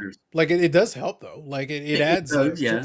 for the collector. I think the reason he brought up that point, which by the way I appreciated because it made for more fun conversation. It added another layer to it.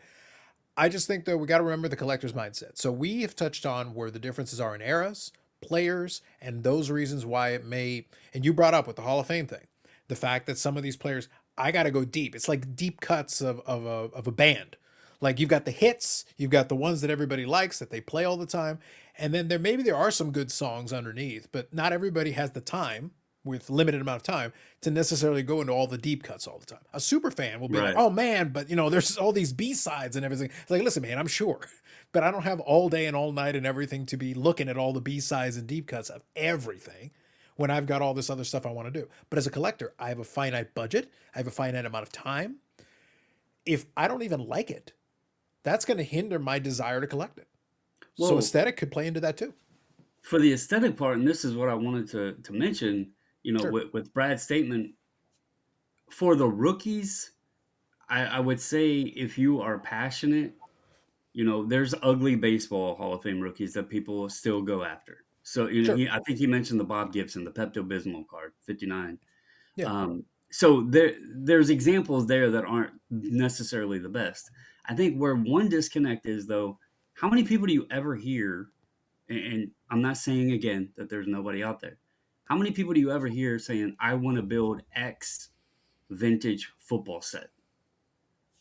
I never hear anybody saying that. I have a buddy that will do some of like the late '70s and early '80s if we're gonna constitute that as vintage. But in terms of the '50s and '60s stuff, I never hear anybody. Maybe the what was it, the Fleer set, I think, that has like what Len Dawson's rookie or something in it. There's Yeah, there's might some good be some AFL people that ones and stuff like that. Yeah, yeah. there might be some people that chase that one, but outside of that, you don't really hear people chasing building vintage football sets. You're you just sat there and mentioned 52 tops and 53 tops, and then you're building the Bowman color set. You Yep. know, there's a lot of set builders in baseball as well. So it's not just people going after the legends, the Hall of Famers, the iconic cards. There's people that have an interest of building the sets. Yep. James Gillum, he built the 56 set, because that's the year he was born. It's just a completely different attachment. And, I another point I want to make that is interesting with it though, is because the 52, the late series, the Mantle, series two, Yep. whatever The you high want to numbers. call it, Yep. The high numbers. Yep. the excuse that they always used for the lack of interest in that set was because they released it too late and football had started. And so they like use this reasoning of the collector, the interest level of it dropped because football started, but yet here we are talking, what, 60, 70 years later, whatever it is, that people aren't interested in the vintage football. So that's an interesting takeaway from it because apparently football was big back then, but it's not carried over. Yeah. So let me touch on a couple of things, and then I want to do the vintage hockey because we can do that briefly as well. Because I think there's an interesting quirk that's in vintage hockey that doesn't necessarily appear in the other ones. So that's why I say I figured in this format we could take advantage and actually be able to expand the discussion a little bit more. We could add a couple more layers to it. So one more thing that we talked about there was your point about the set collectors, and I think part of the reason why, and you also alluded to it, is that baseball card collecting has just been around longer and it had a stronger base. And as it built decade by decade, because again, I just said football was struggling for relevancy in its early days. It picked up steam as time went on, but the greatest game ever played, I want to say, was the 57 championship, which was the first one. It was televised and it went to overtime. That was massive for them. So they were able to have this game that just so happened to be the championship game that happened to be televised early in 1950s. Is still early for televising sporting events, and it happened to go to overtime, aka it was an exciting game. So that helped push it to a great audience.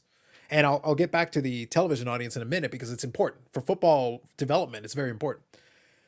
But this is the early days. So at this time, you're starting to really build the first real national superstars because you had the slinging Sammy Baws and all those guys. But this is more regional. Like you really got to be, you basically had to be like deep in the sport because in the early days of football, people liked the college game more than the professional game. They went to go watch the college. That's what they cared about, not the profession. The professionals were looked down upon. That's the legacy and the history of professional football in the early portion of it. It's being rejected in lieu of the college. And it was only because they brought in big college stars to really try to draw the additional crowds, and they struggled for decades to really get the NFL off the ground. And you think 1920s the NFL starts. I'm talking about 1957 is where they finally have like a breakthrough moment. Television converging with a great championship game, converging with all of these. And then it still is years before we get to Super Bowl one. Super Bowl one didn't sell out. It wasn't this automatic thing just because you showed up, all of a sudden everybody's interested. It took time. It took development. Eventually, by the time we get into the 70s, now you're starting to cook with gas because you're starting to get Monday Night Football takes off and this all happens. So, but that takes a while. So, Eric, we started in the 1920s and I'm talking about Monday Night Football in the 70s and some big numbers starting to take off. That's 50 years. It took a really long time to get from point A to point B, and we had a lot of changes along the way to get from point A to point B. That's why I don't think the historical collector is the base is not as strong. Doesn't mean nobody collects it, but kind of to Brandon's point, I collect some Packer stuff and I collect team sets. I'm not really necessarily interested in building a full set of, NFL, but I'll build a Packers team set. I've got all but the Bart Starr for the 57 tops. And the Bart Starr is obviously a big card, but think about it. Bart Starr won all those championships. He's a Green Bay Packer legend, a football legend, Hall of Famer. I can get a PSA 5 for about $1,000. Go look for Mickey Mantle, like an equivalent, like a great player in 50s baseball. A Willie Mays rookie in a 5. That's more than $1,000. Yeah. A Mantle rookie in a 5, that's way more than $1,000. But I can get a Bart Starr, who was a legend of the sport. One of the all-timers. In one of the nicer vintage football sets. 57 Correct. top isn't terrible. It's decent aesthetically. Yep. So I can get a decent 5 copy for about $1,000. That's not that expensive if you really think about it in comparison to a lot of these things. I don't want to dive too deep into the well. Sure. But when we were sitting here talking, and do you think... I was hoping you'd find a way to link it to Jason Robertson, but go on. No. I wasn't going that way. I'm ready if you are. I don't know. I don't know the historical details of this, but you hear about, back in the early days, people buying tickets and going to baseball games and all this stuff. You can find memorabilia out there, tickets and all this stuff. Mm-hmm. Do you think that some of that also plays a part of it, where fans likely were much more accepting of going out in the spring, summer, fall, even during the World Series time to watch baseball games rather than maybe going and sitting in the freezing ass cold to watch football later in the season? And so there is, to the older generations that actually witnessed those games, they had stories to tell. They were watching these players and had the moments and the memories that they witnessed.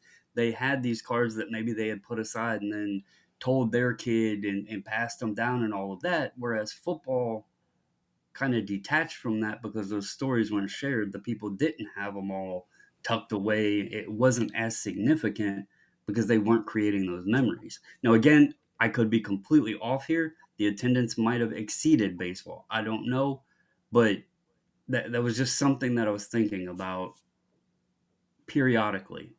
Yeah, so that was kind of the point that I was making a little earlier about saying that baseball. So if you think 1950s, I'll use the golden era of baseball as an example. By that point, baseball, it's established. It is solidified. It's there. It's right now in the 50s. Baseball, it's its apex. Like it's got the 3 New York teams. They're all battling each other in World Series. You got the Brooklyn Dodgers. You got the New York Yankees and the New York Giants. So the Western expansion is going to happen, but not yet. It hasn't happened yet. Right now, you still got 3 teams in New York battling for the attention of everybody. So that's all happening. And then, in St. Louis, you've got those players that are out there, and Stan Musial is doing his thing, and all that's happening in the 50s and 60s. Well, even the 40s, I should say.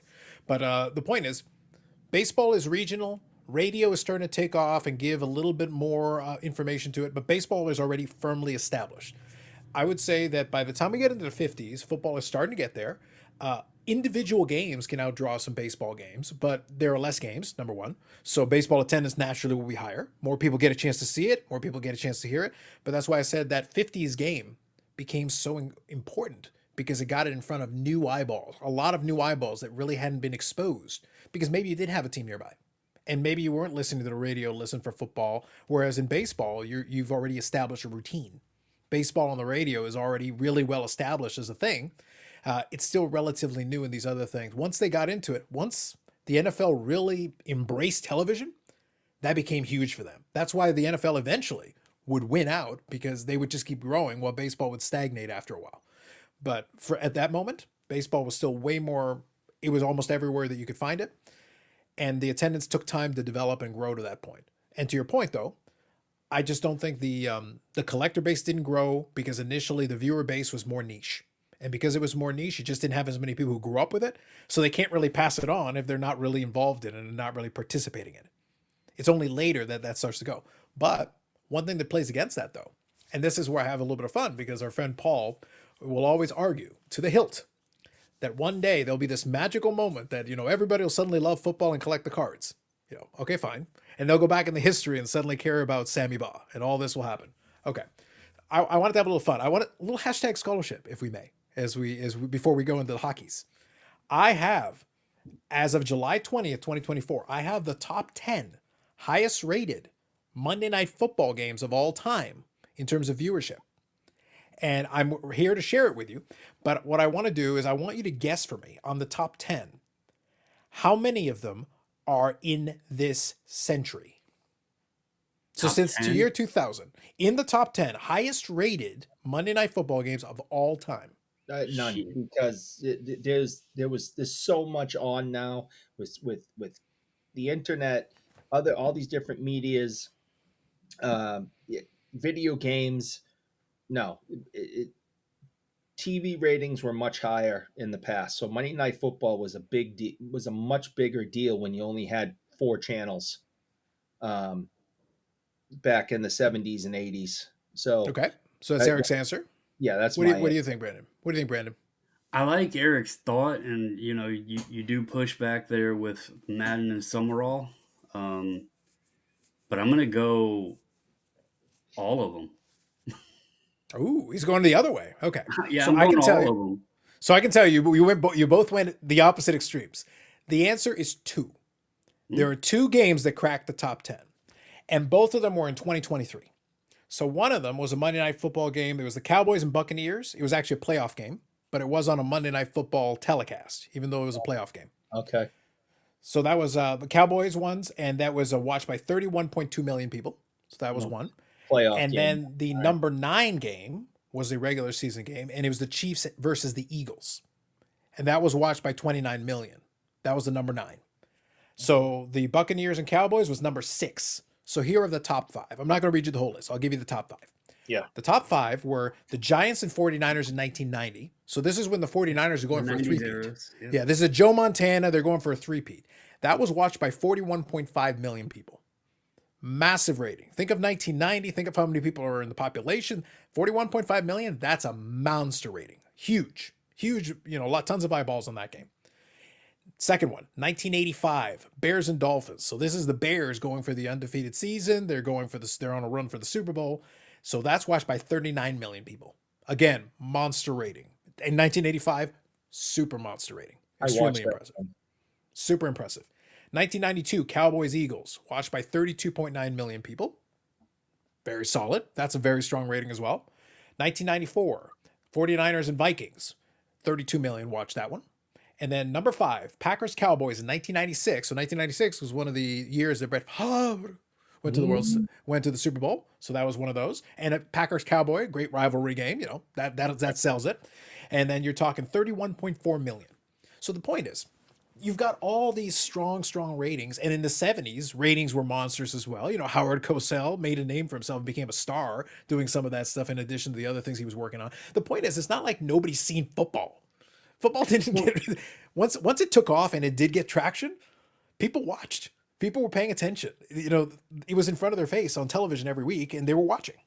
I actually said it before we started recording that I truly believe the late 80s and the 90s are more significant periods, especially for football.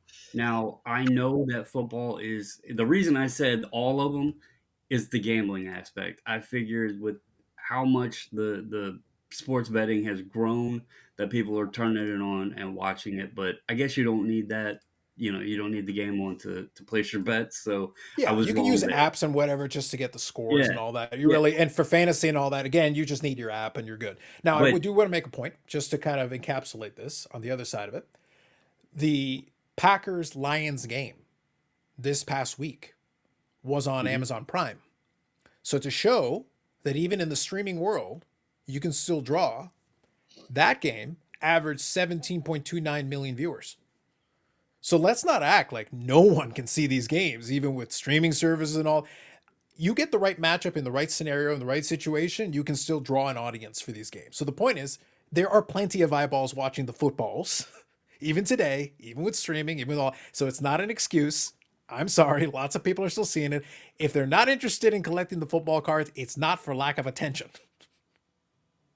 Yeah. Well, and then until this new phase we're in the hobby, basketball was the more sought after cards, what, until probably 2021 with yeah, we've had this discussion before. Look at what you paid for 2018 Prism when you pulled the Josh Allen. Like Yep. it was cheap. They weren't $1,000 Prism boxes. They were like $120 hobby boxes because people just weren't buying them like they are today. And it's all QB focused, and we know that's a losing game. And again, I rasp Paul. I give him hell, and most of it is in jest. Um, But not all of it. but even but even as a football fan and enthusiast, even I'll put it out there, he doesn't even really care about the modern stuff, and it's because his thing is all this ultra modern junk.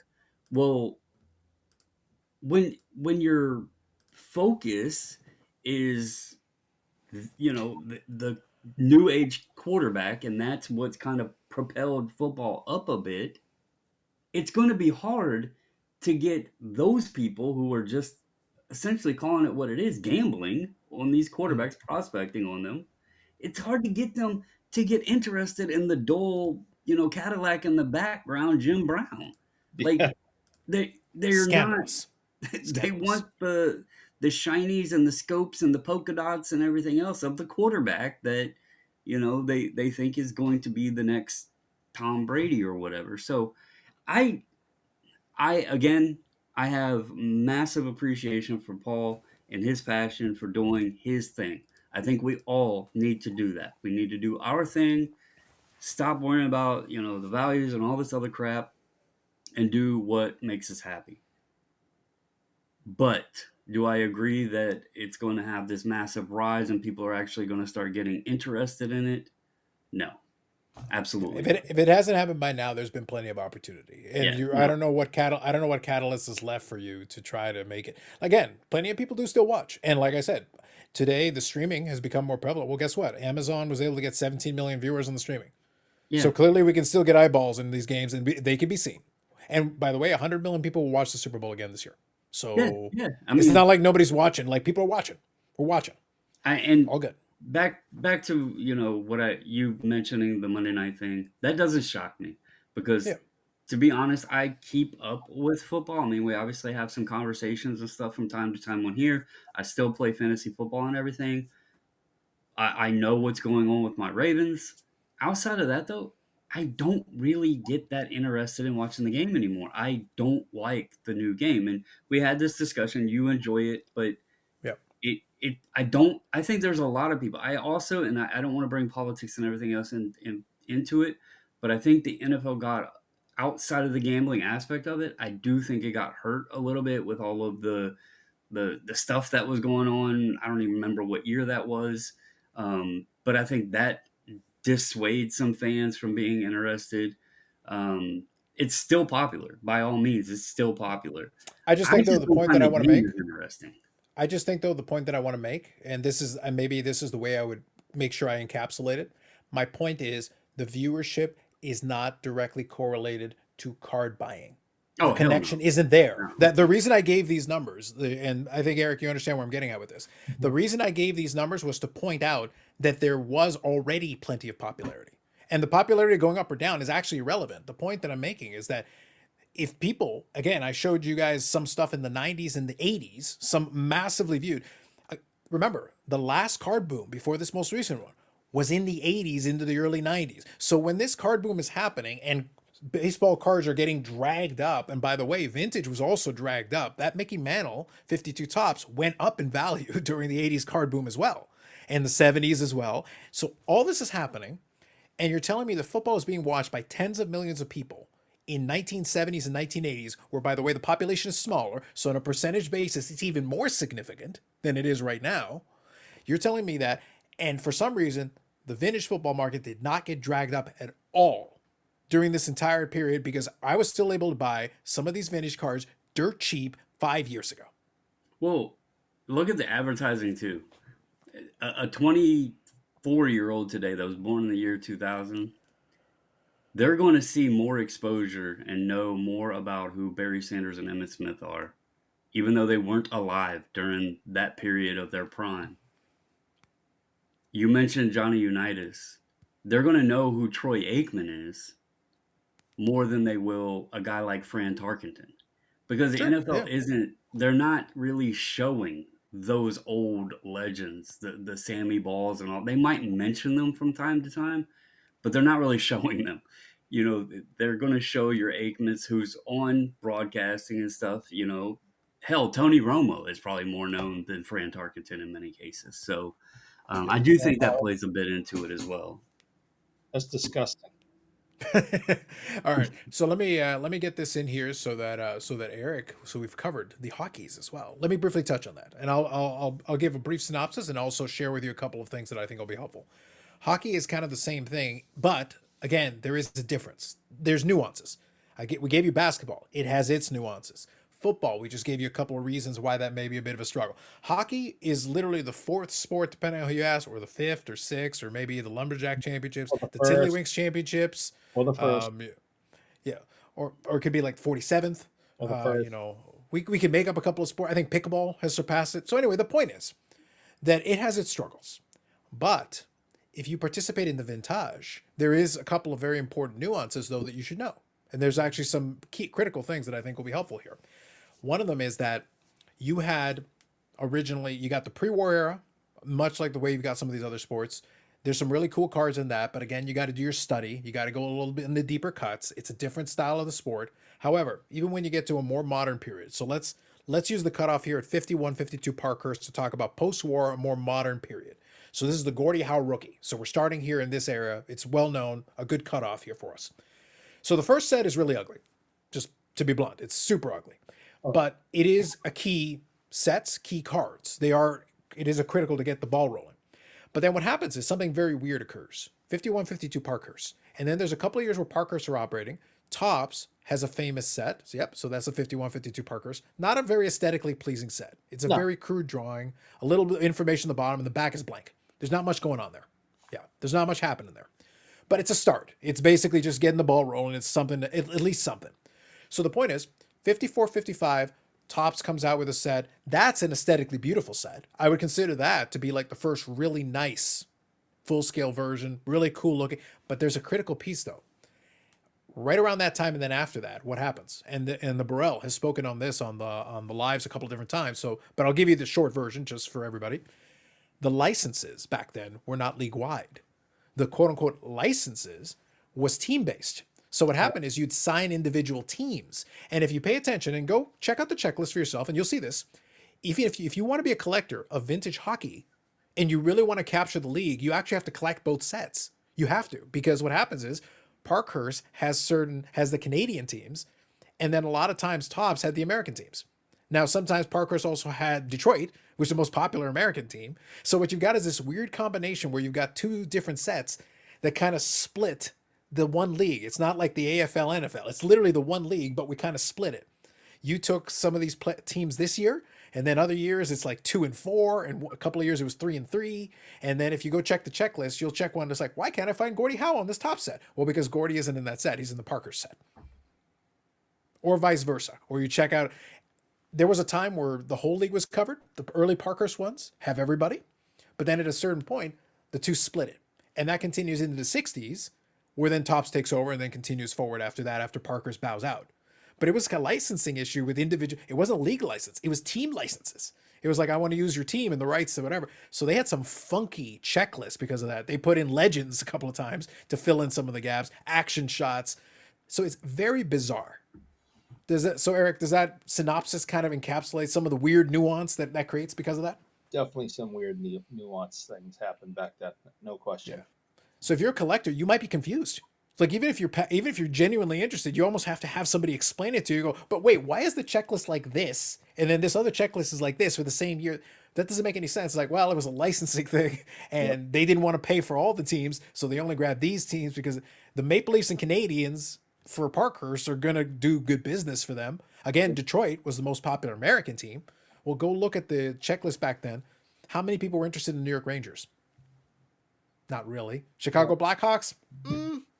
And even Eric's favorite, the Boston Bruins. Was there interest in Boston? Sure. Were they interested in that in Montreal? Not really. Were they interested in that in New York? Maybe.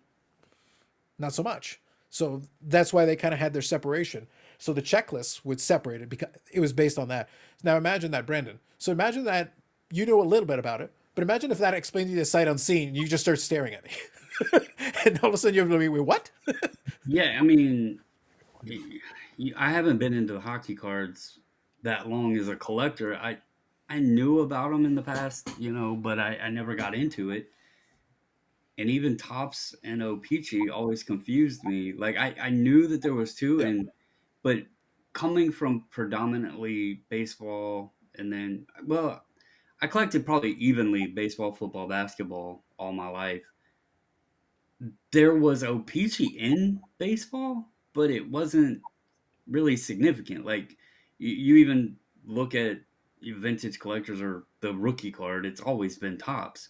So looking at hockey, it was like confusing because it's kind of the exact opposite. Like I have a Topps Gretzky, and most hockey collectors would laugh at me like, you got the fake.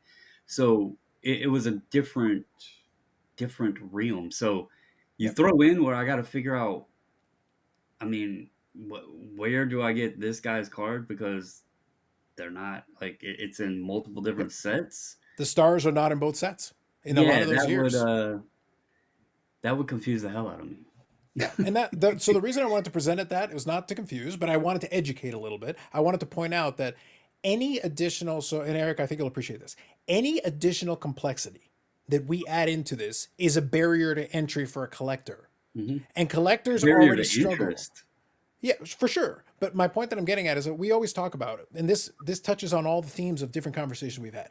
We talk about, why do people listen to these influencers so much? Because they want, like, dumb it down for me. Explain it to me like I'm 5. Just give me the answer. What am I supposed to collect? But then you say to them, oh, research. Well, most of them don't want to. I just gave you a 2-minute synopsis. I made it as simple as I could, but it still didn't make it simple. Carlos, I simplified it. We get that at the shop all the time. It's one thing when you come in and you're shopping for your kid and you're like, what does the kid want? Okay. I get that you don't know, and you're trying to buy something for Christmas for your kid's stocking and stuff, and you're asking, what's popular? Okay. But when people come in and go, I want to start collecting, what should I, get? Why should I get it? Is this any good? Is that any? It's like, oh boy, this is going to take a while.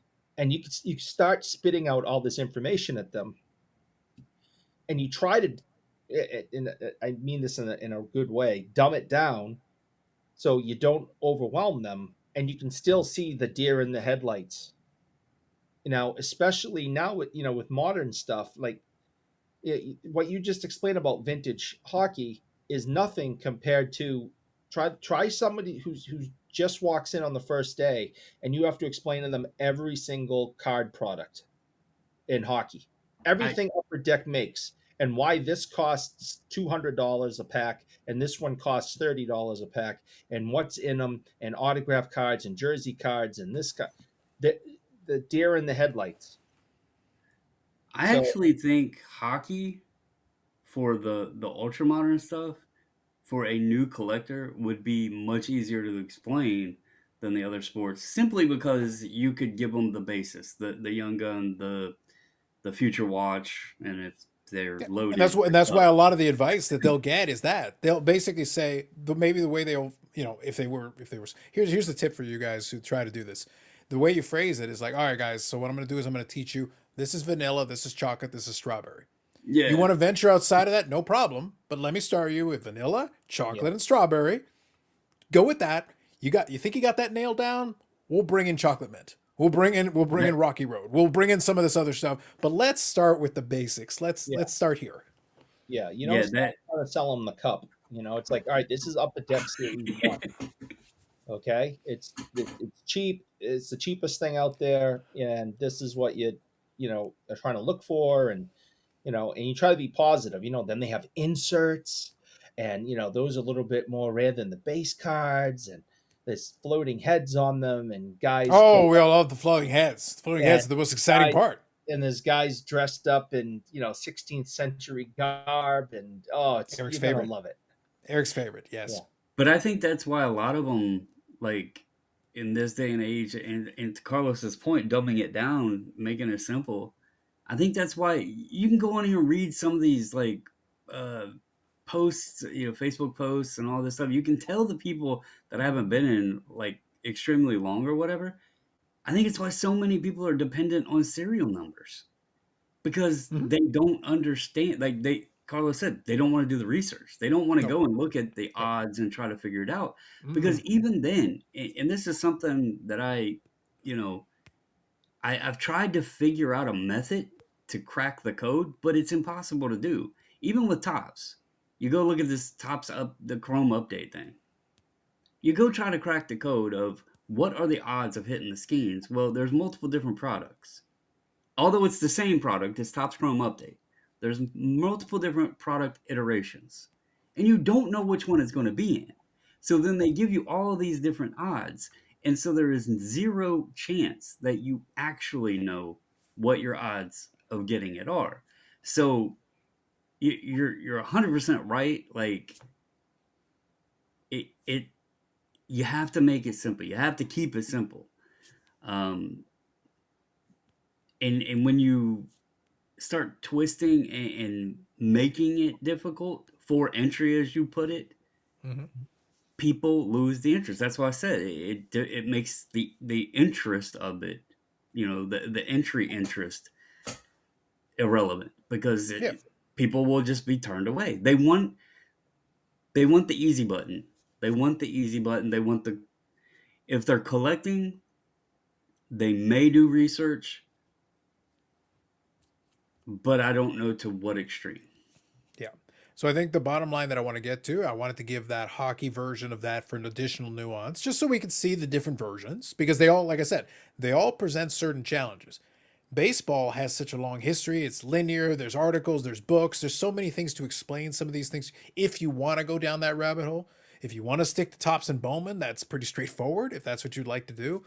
You want to go pre-war, you can do T206, and again, we could simplify it. Just Oh, go, hey, that's a go. difficult set.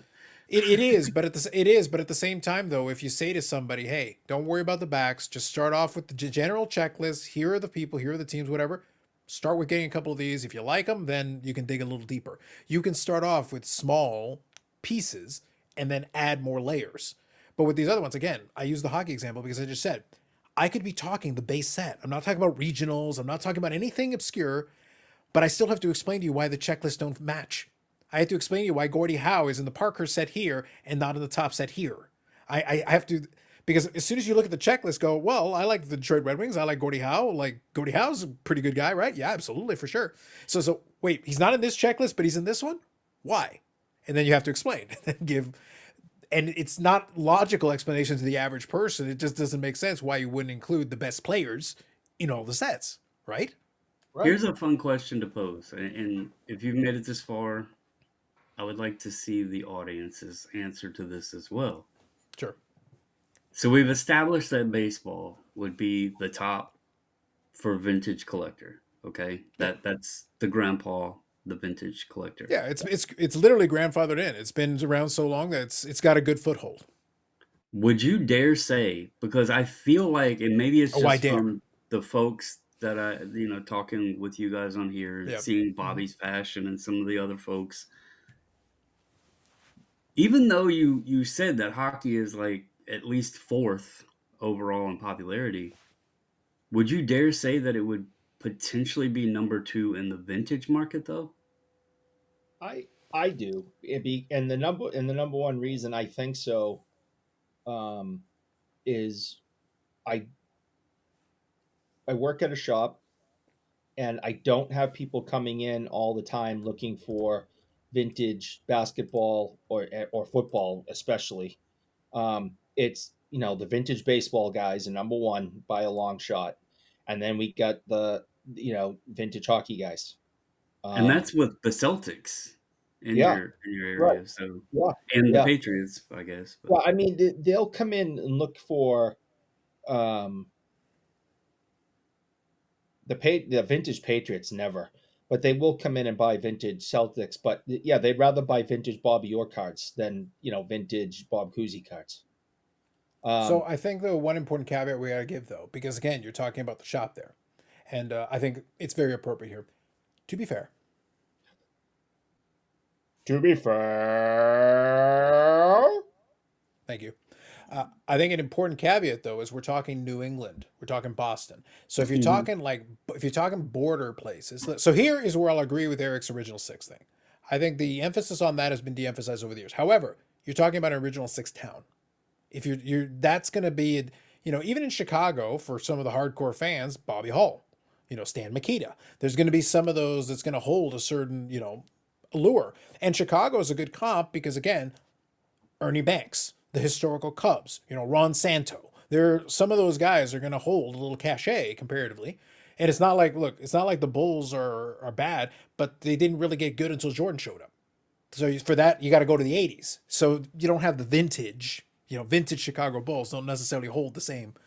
So they don't have the basketball side of it. They don't have the Bob Cousy and the Bill Russell, but they do have the Stan Mikitas, the Bobby Halls. They do have that, and then they do have the Cubs, the historical Cubbies. But if I get further south where hockey just isn't as big a deal, then I think it starts to skew a little bit more.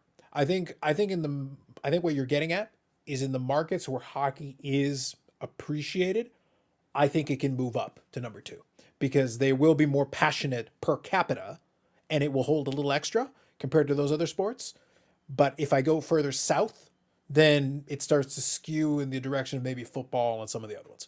and if you look at the entire market, and not just the United States, but North America, you have That was my you point in the all of beginning. Florida, right? So you have multiple shows now. You have two shows in the Toronto area. You got one in Montreal. You got one in Edmonton now, right? And I think they're trying to get more going, right? So the majority of it is vintage hockey. It's my heaven. Well, and listening to Brad, he talked about the mantles that they were doing at the last expo. Expo. Yep. But most cases, he's talking about like Gretzky or that kind of stuff, and Gretzky's not deep vintage, but he would be considered in there in the vintage era. So it just seemed like there was more to that, and especially numbers wise. I don't ever hear a dealer saying, "Yeah, I'm submitting." We seen West post what he have like 5 or 6 Jim Browns, but Yeah. I've never heard of a dealer at one specific show say, "Yeah, I'm submitting." I got a bunch of different people gave me 25 different Jim Browns. So it was kind of like that. And that's kind of what I was asking because Mm-hmm. the audience here in the grouping here with the Canadian aspect and the hockey background and everything else, but you it does almost feel like even though it's not in today's hobby, up in the, let's be real, it's fourth, probably lower. No offense, I enjoy hockey, but it feels like there is more interest of some of the greats from vintage hockey. And yeah, there's the Peytons and the Jim Browns and all that stuff in football, but I don't know. It was just a question I wanted to get y'all's opinion on. And Yeah. it would probably be difficult to um, put it into perspective. I guess you could go to pop reports and I think though one important factor though, since you touched on it, one important key, and this is the great irony of Paul's argument that he's always had, is that in relative terms, the amount of football that was printed, let's say the 50s, we'll use the 50s as just an example, but again, since it was the heyday of baseball, the amount of football printed in relative terms is much less. But the demand for it is also much less. So the two offset. So the reality is you don't see that big. That's why he's always looking for the big demand wave to come in. The problem is it's not there. Not it hasn't historically been there. In hockey, the print runs are even lower realistically. For a lot of it, the Gretzky rookie is always fun because we always joke with Eric that you're basically their doorstops over here. But for a lot of years they were like, if you want a Gretzky rookie, like how many do you want? Yeah. What shade do you want? Like it's like we got lots, we got Yeah, plenty. not hard to find. Yeah. So that by the late 70s they were printing crap tons of it. And by the way, most people kept them. Like not enough of them got destroyed. Honestly, just not enough of them got destroyed, and people built set, especially there was a lot of hype with Gretzky early on. You got to remember when Gretzky, that 79-80 set, he had already had the early days 70s hype version of the hype machine going. He was this phenom, and then he was in the WHA for a season where he had a chance to do some fun things that then already led him in the NHL. He was the most famous or known because you can look at it if you read his story and his story, so infamous at times. The most well-known hockey player in the entire nation of Canada at 14. Everyone knew that there's a 14-year-old that scored 800 goals in like 50 games. And there were people that loved him and people that hated him, and so people knew this kid was coming since he was 14, and he made national headlines across all of Canada. Yeah. So for that year, so for that late 70s period, it makes a lot of sense that a lot of those cards were retained. As a result, we have a pretty good population count, plenty available. One thing, though, that I wanted to add just to close off this thought is, and I've got it in front of me. So I was incorrect before I kind of transversed the numbers, so my bad. I wanted to make sure. We talked about 600 goals earlier in the show. They're actually 21. There were 21. So I had that number reversed, so my bad. Crosby entered that club as the 21st 600 goal scorer. But this is, 600 goals is amongst the elite of the elite. Now, hockey isn't as bad as the example we use for football, the Johnny Unitas and how many people surpass him in passing yards, et cetera, et cetera. But nonetheless, certain eras, and I've joked about it before with Eric, the 70s, the 80s, and the early 90s skewed offense in a certain direction because almost all the guys at the top of the goal charts basically all came from a certain time period. And I'll quickly go over them here. Gretzky, Ovechkin's number 2 behind him. Obviously, he's the only guy who kind of falls outside of this window because, again, he's been an exceptionally consistent goal-scoring talent. He's unique in this sense. But then after that, Gordy. Gordy played a million years, so that was part of it for him. But he was very consistent. But he also played in all these different eras, and he played a long time. Yager, who played during 1990s, and he was part of that as well. Brett Hall. Yeah, to this very day.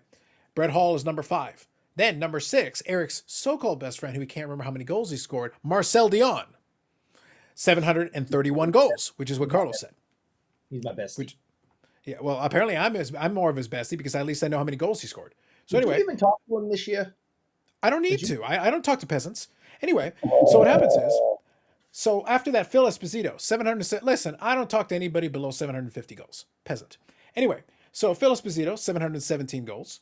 And then Mike Gartner, who's kind of a forgotten guy in the 700 goal club. He actually has 708, so he's right there. Messier, Yzerman, Lemieux. But if you're listening to the names, think of how many of these names played in the 50s. Gordy. And you can keep count as I keep going. How many of them played in the 50s and earlier? So, like I said, Yzerman, Lemieux, Solani, Robitaille, Shanahan, Andrew Chuck, Jerome McGinley, Joe Sakic, Bobby Hall. There's two. He played in the 50s. Dino Ciccarelli, Yari Curry, and Sidney Crosby. Two. There are two guys who started their career or played in part of the 50s in that list. Everybody else was basically, Esposito is in the 63 to 81, so he still played at the beginning of the 80s, but he played in the 70s when offense was starting to pick up. All these other guys are more contemporary. So somebody my age would remember most of these guys on this list. You don't have to be much older than I am, and I'm 41. So, the kids that are younger than that, these are the guys that are looking at the top of the goal scoring charts, but most of them are at least close enough we can find footage on all these guys.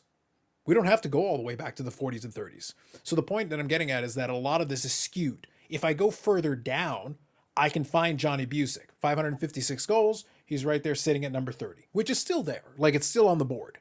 But the point is that a lot of the current guys, a lot of them played in the 80s, a lot of them played in the early 90s, and they racked up a lot of goals during that time period. Hey, I want to make a statement that might get our podcast canceled. Ooh, are you going to slander Dion some more? Because Eric loves it. If people make it over 2 hours, congratulations, you're going to get this take from me. And wow. Many aren't going I'm switching to black and white, Eric. Hold on. Go on. Yeah, you can go to black and white. So we've talked about baseball being the top tier, the creme de la creme of vintage. Yep. And we've talked about why others haven't sustained. I think I've mentioned it before, so this shouldn't come to any surprise. But I feel that in the future, baseball will also start losing some of its vintage significance. You're still going to have your investor cards, the mantles that are flowing through, the Wagners and all that, because those are, call them for what they are, art pieces. But Eric was so scandalized he ran away. Yeah, I know. I scared him off. Eric is so protective of the vintage baseball. I know. Yeah. Go on. Continue. Please continue. Especially the 86 Red Sox. I mean. Let me tell you. But no. Continue. Please continue. In all seriousness, it already feels like there is a lesser interest. We're hitting a period, and, I know it's not everybody, but we're hitting a period that we've not ever entered before. The more and more and more of the older folks, shocker, are passing away. And they grew up in a time period that everything was kept. That the Great Depression and all that, they were taught to keep things. And so as more of that gets uncovered, and believe me, I seen a post on Facebook in the nonsense group. There was somebody that's like, oh, if there's a vintage card and it's not graded, I wouldn't trust it. Do you know how, I just did 2 separate orders of a large number of T206 cards that had never seen the light of day outside of one family. There's more of this stuff being uncovered. And it's not to say that vintage is trash. That's not what I'm saying.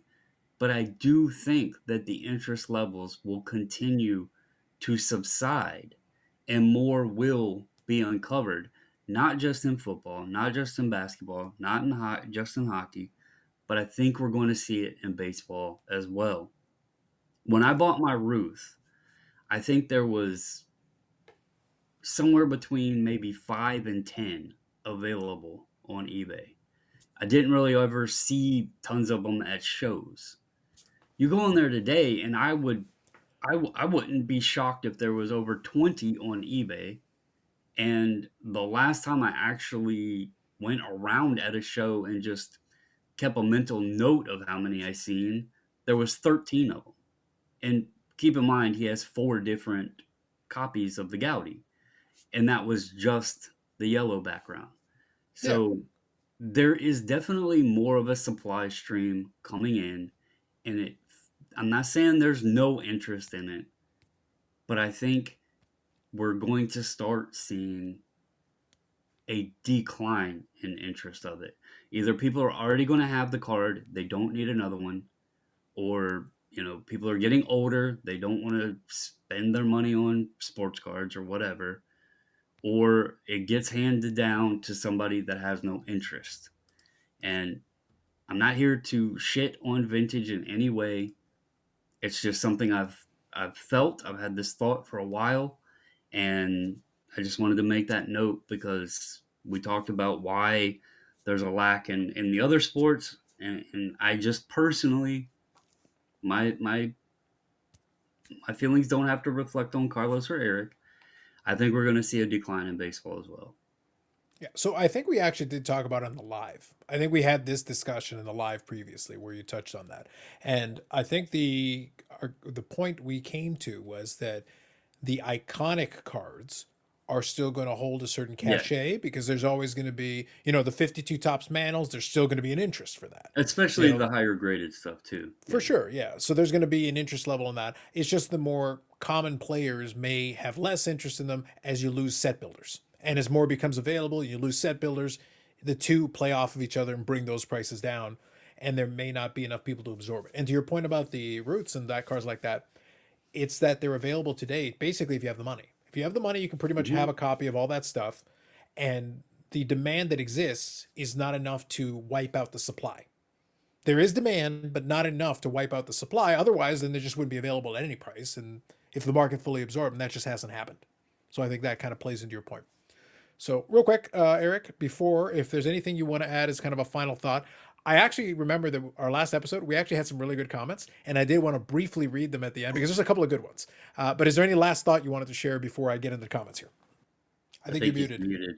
Yeah, you're muted. And I saw you wording, you were slandering Marcel Dion. That's what I saw there. Oh, well, I'm done doing that though. You Okay, could you stop? That'd be great. I just think, We can't both be mean to Marcel on the same show. You got to calm down. yeah, I just think vintage will. I think vintage will stay where it is. I disagree with Brandon because I think people are gonna start getting into it for the same reason I did, because products are too expensive. The prospecting is out of control. Putting up thousands of dollars for some kid who's never been on the ice, been on the field, shot a basket, hit a home run, and you're paying all this money, and and then all these different products that are coming out, and they're just so expensive. I think people are going to start um, wanting to be in the hobby, but I think they're going to do what I did in the '90s and say enough of this modern crap, and let's look at individual cards of legendary players. So I don't think it's going to die. I think it So well. you're giving one scenario, but another scenario is enough of this crap. I'm out entirely. Why do I have to go get legendary players? How about I just don't get any and save the money entirely? Well, I think people want to be in the hobby. I think people enjoy it, and I think people are going to continue to, come into the hobby. Um, but there's this other side of it now that it's gambling, it's a business, it's money, money, money, money, and And and in vintage it isn't like that. let me ask a question though, real quick. On your, this isn't to disagree, but you mentioned, I think you said 1990. Was it 90 specifically? Yeah, 1990 is kind of where vintage ends.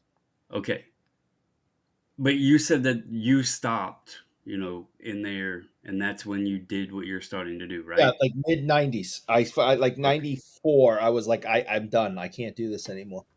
Okay. '95. We are 30 years removed from that now. Right. So, how old were you when you started? Roughly mid 20s?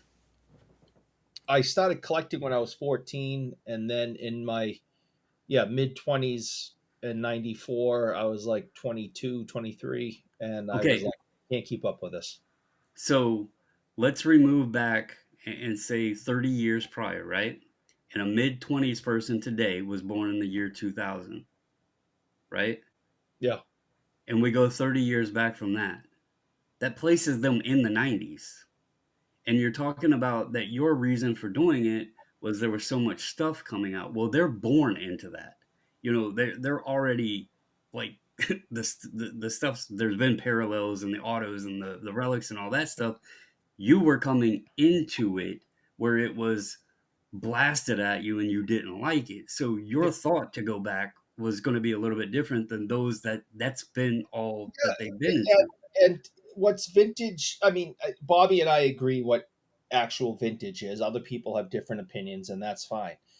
Today's modern collector, if they did what I did and said I can't keep up with the current stuff, yeah, they may go to the '90s because Right. that's And vintage for them. the other point I wanted to make there is Open, it's available, it's cheap. I mean, all those jersey cards in the '90s that were $100 are now in the dollar box. right, and that was kind of where I was leading on it because you mentioned the price of the stuff today and it's too expensive and everything. Well, if you're going back to iconic vintage, that stuff isn't cheap. So the entry level to go all the way back there is even difficult there. If they want to stay in the hobby and be budget friendly and just enjoy and have fun, the 80s and 90s, the junk time, I could see them that's where they're planted. And That's that's vintage. assuming, So and even if they wanted to go further back, to your point, that would also assume we go back to our discussion about research.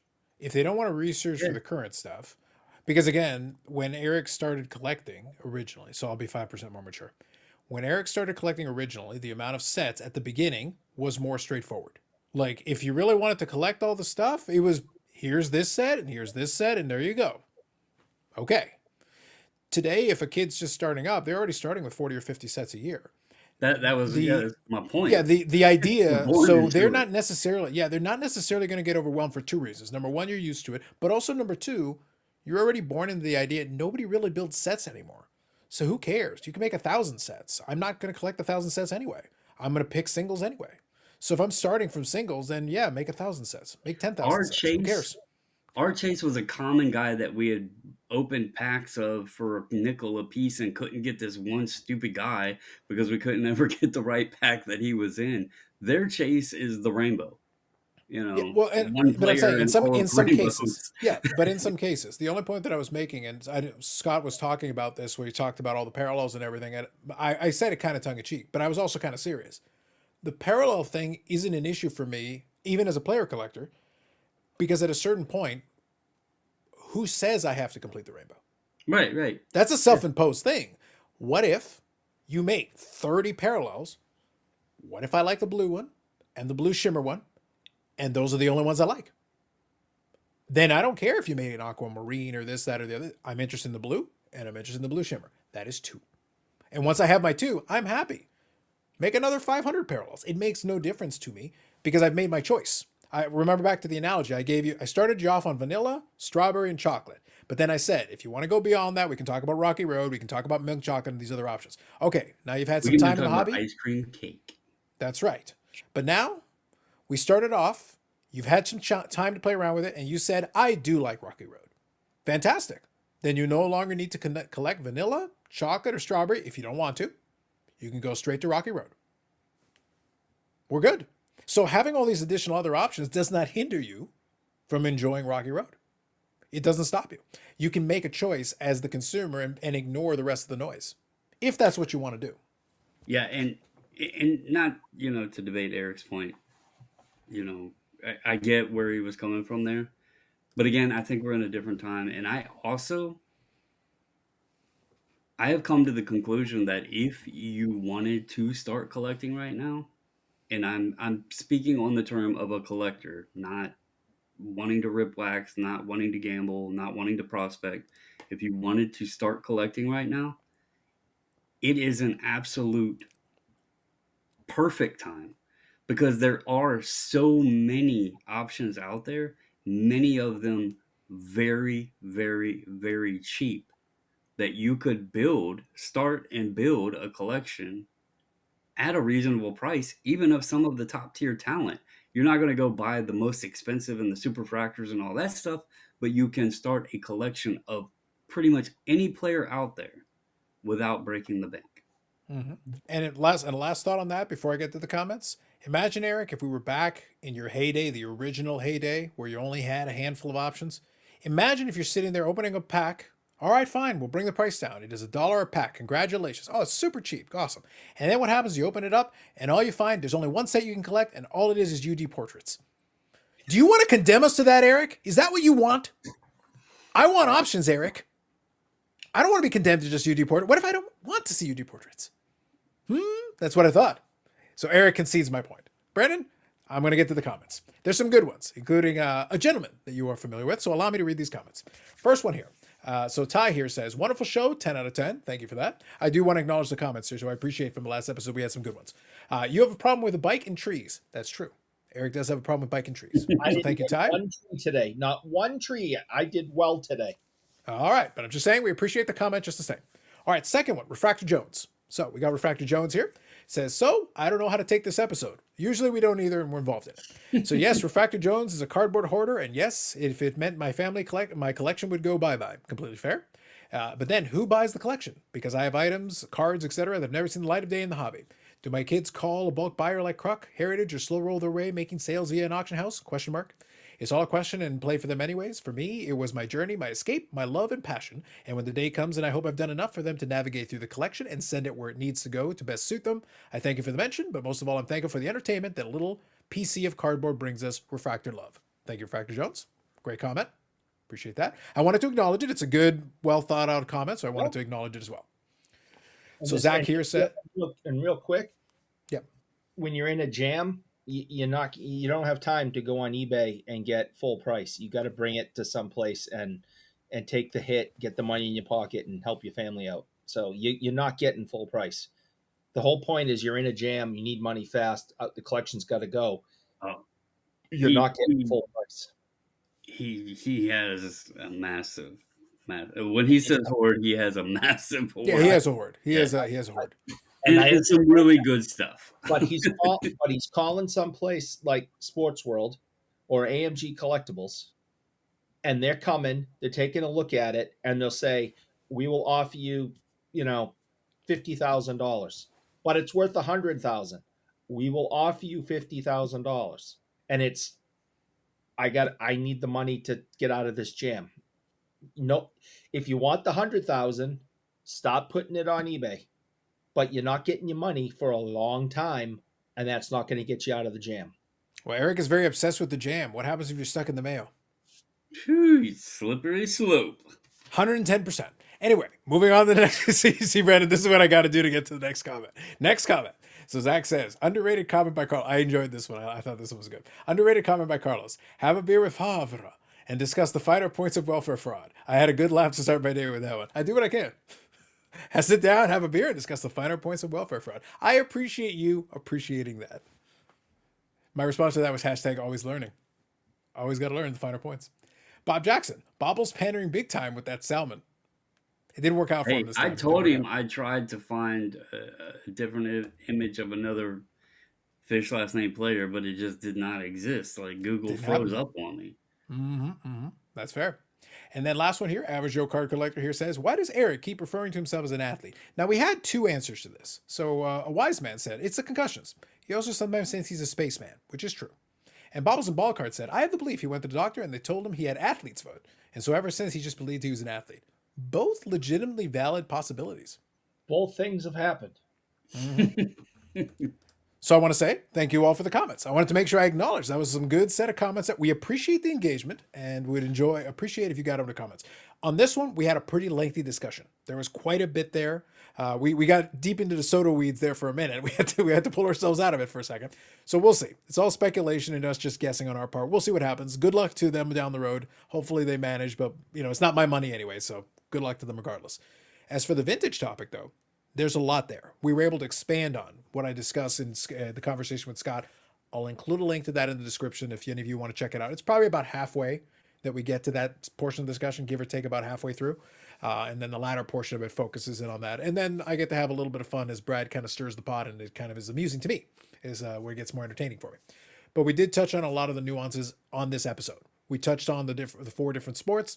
There is differences that create unique challenges for each one of them. So hopefully you got that there was a lot there.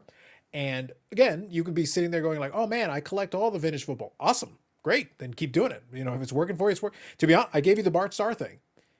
Then there's some good bargains for it. If you genuinely believe the ship is going to come in any day now, well then good news. There's a lot of Hall of Fame rookies and Hall of Fame key cards that are available for a song relative to some of the talent of some of the players and the historical significance.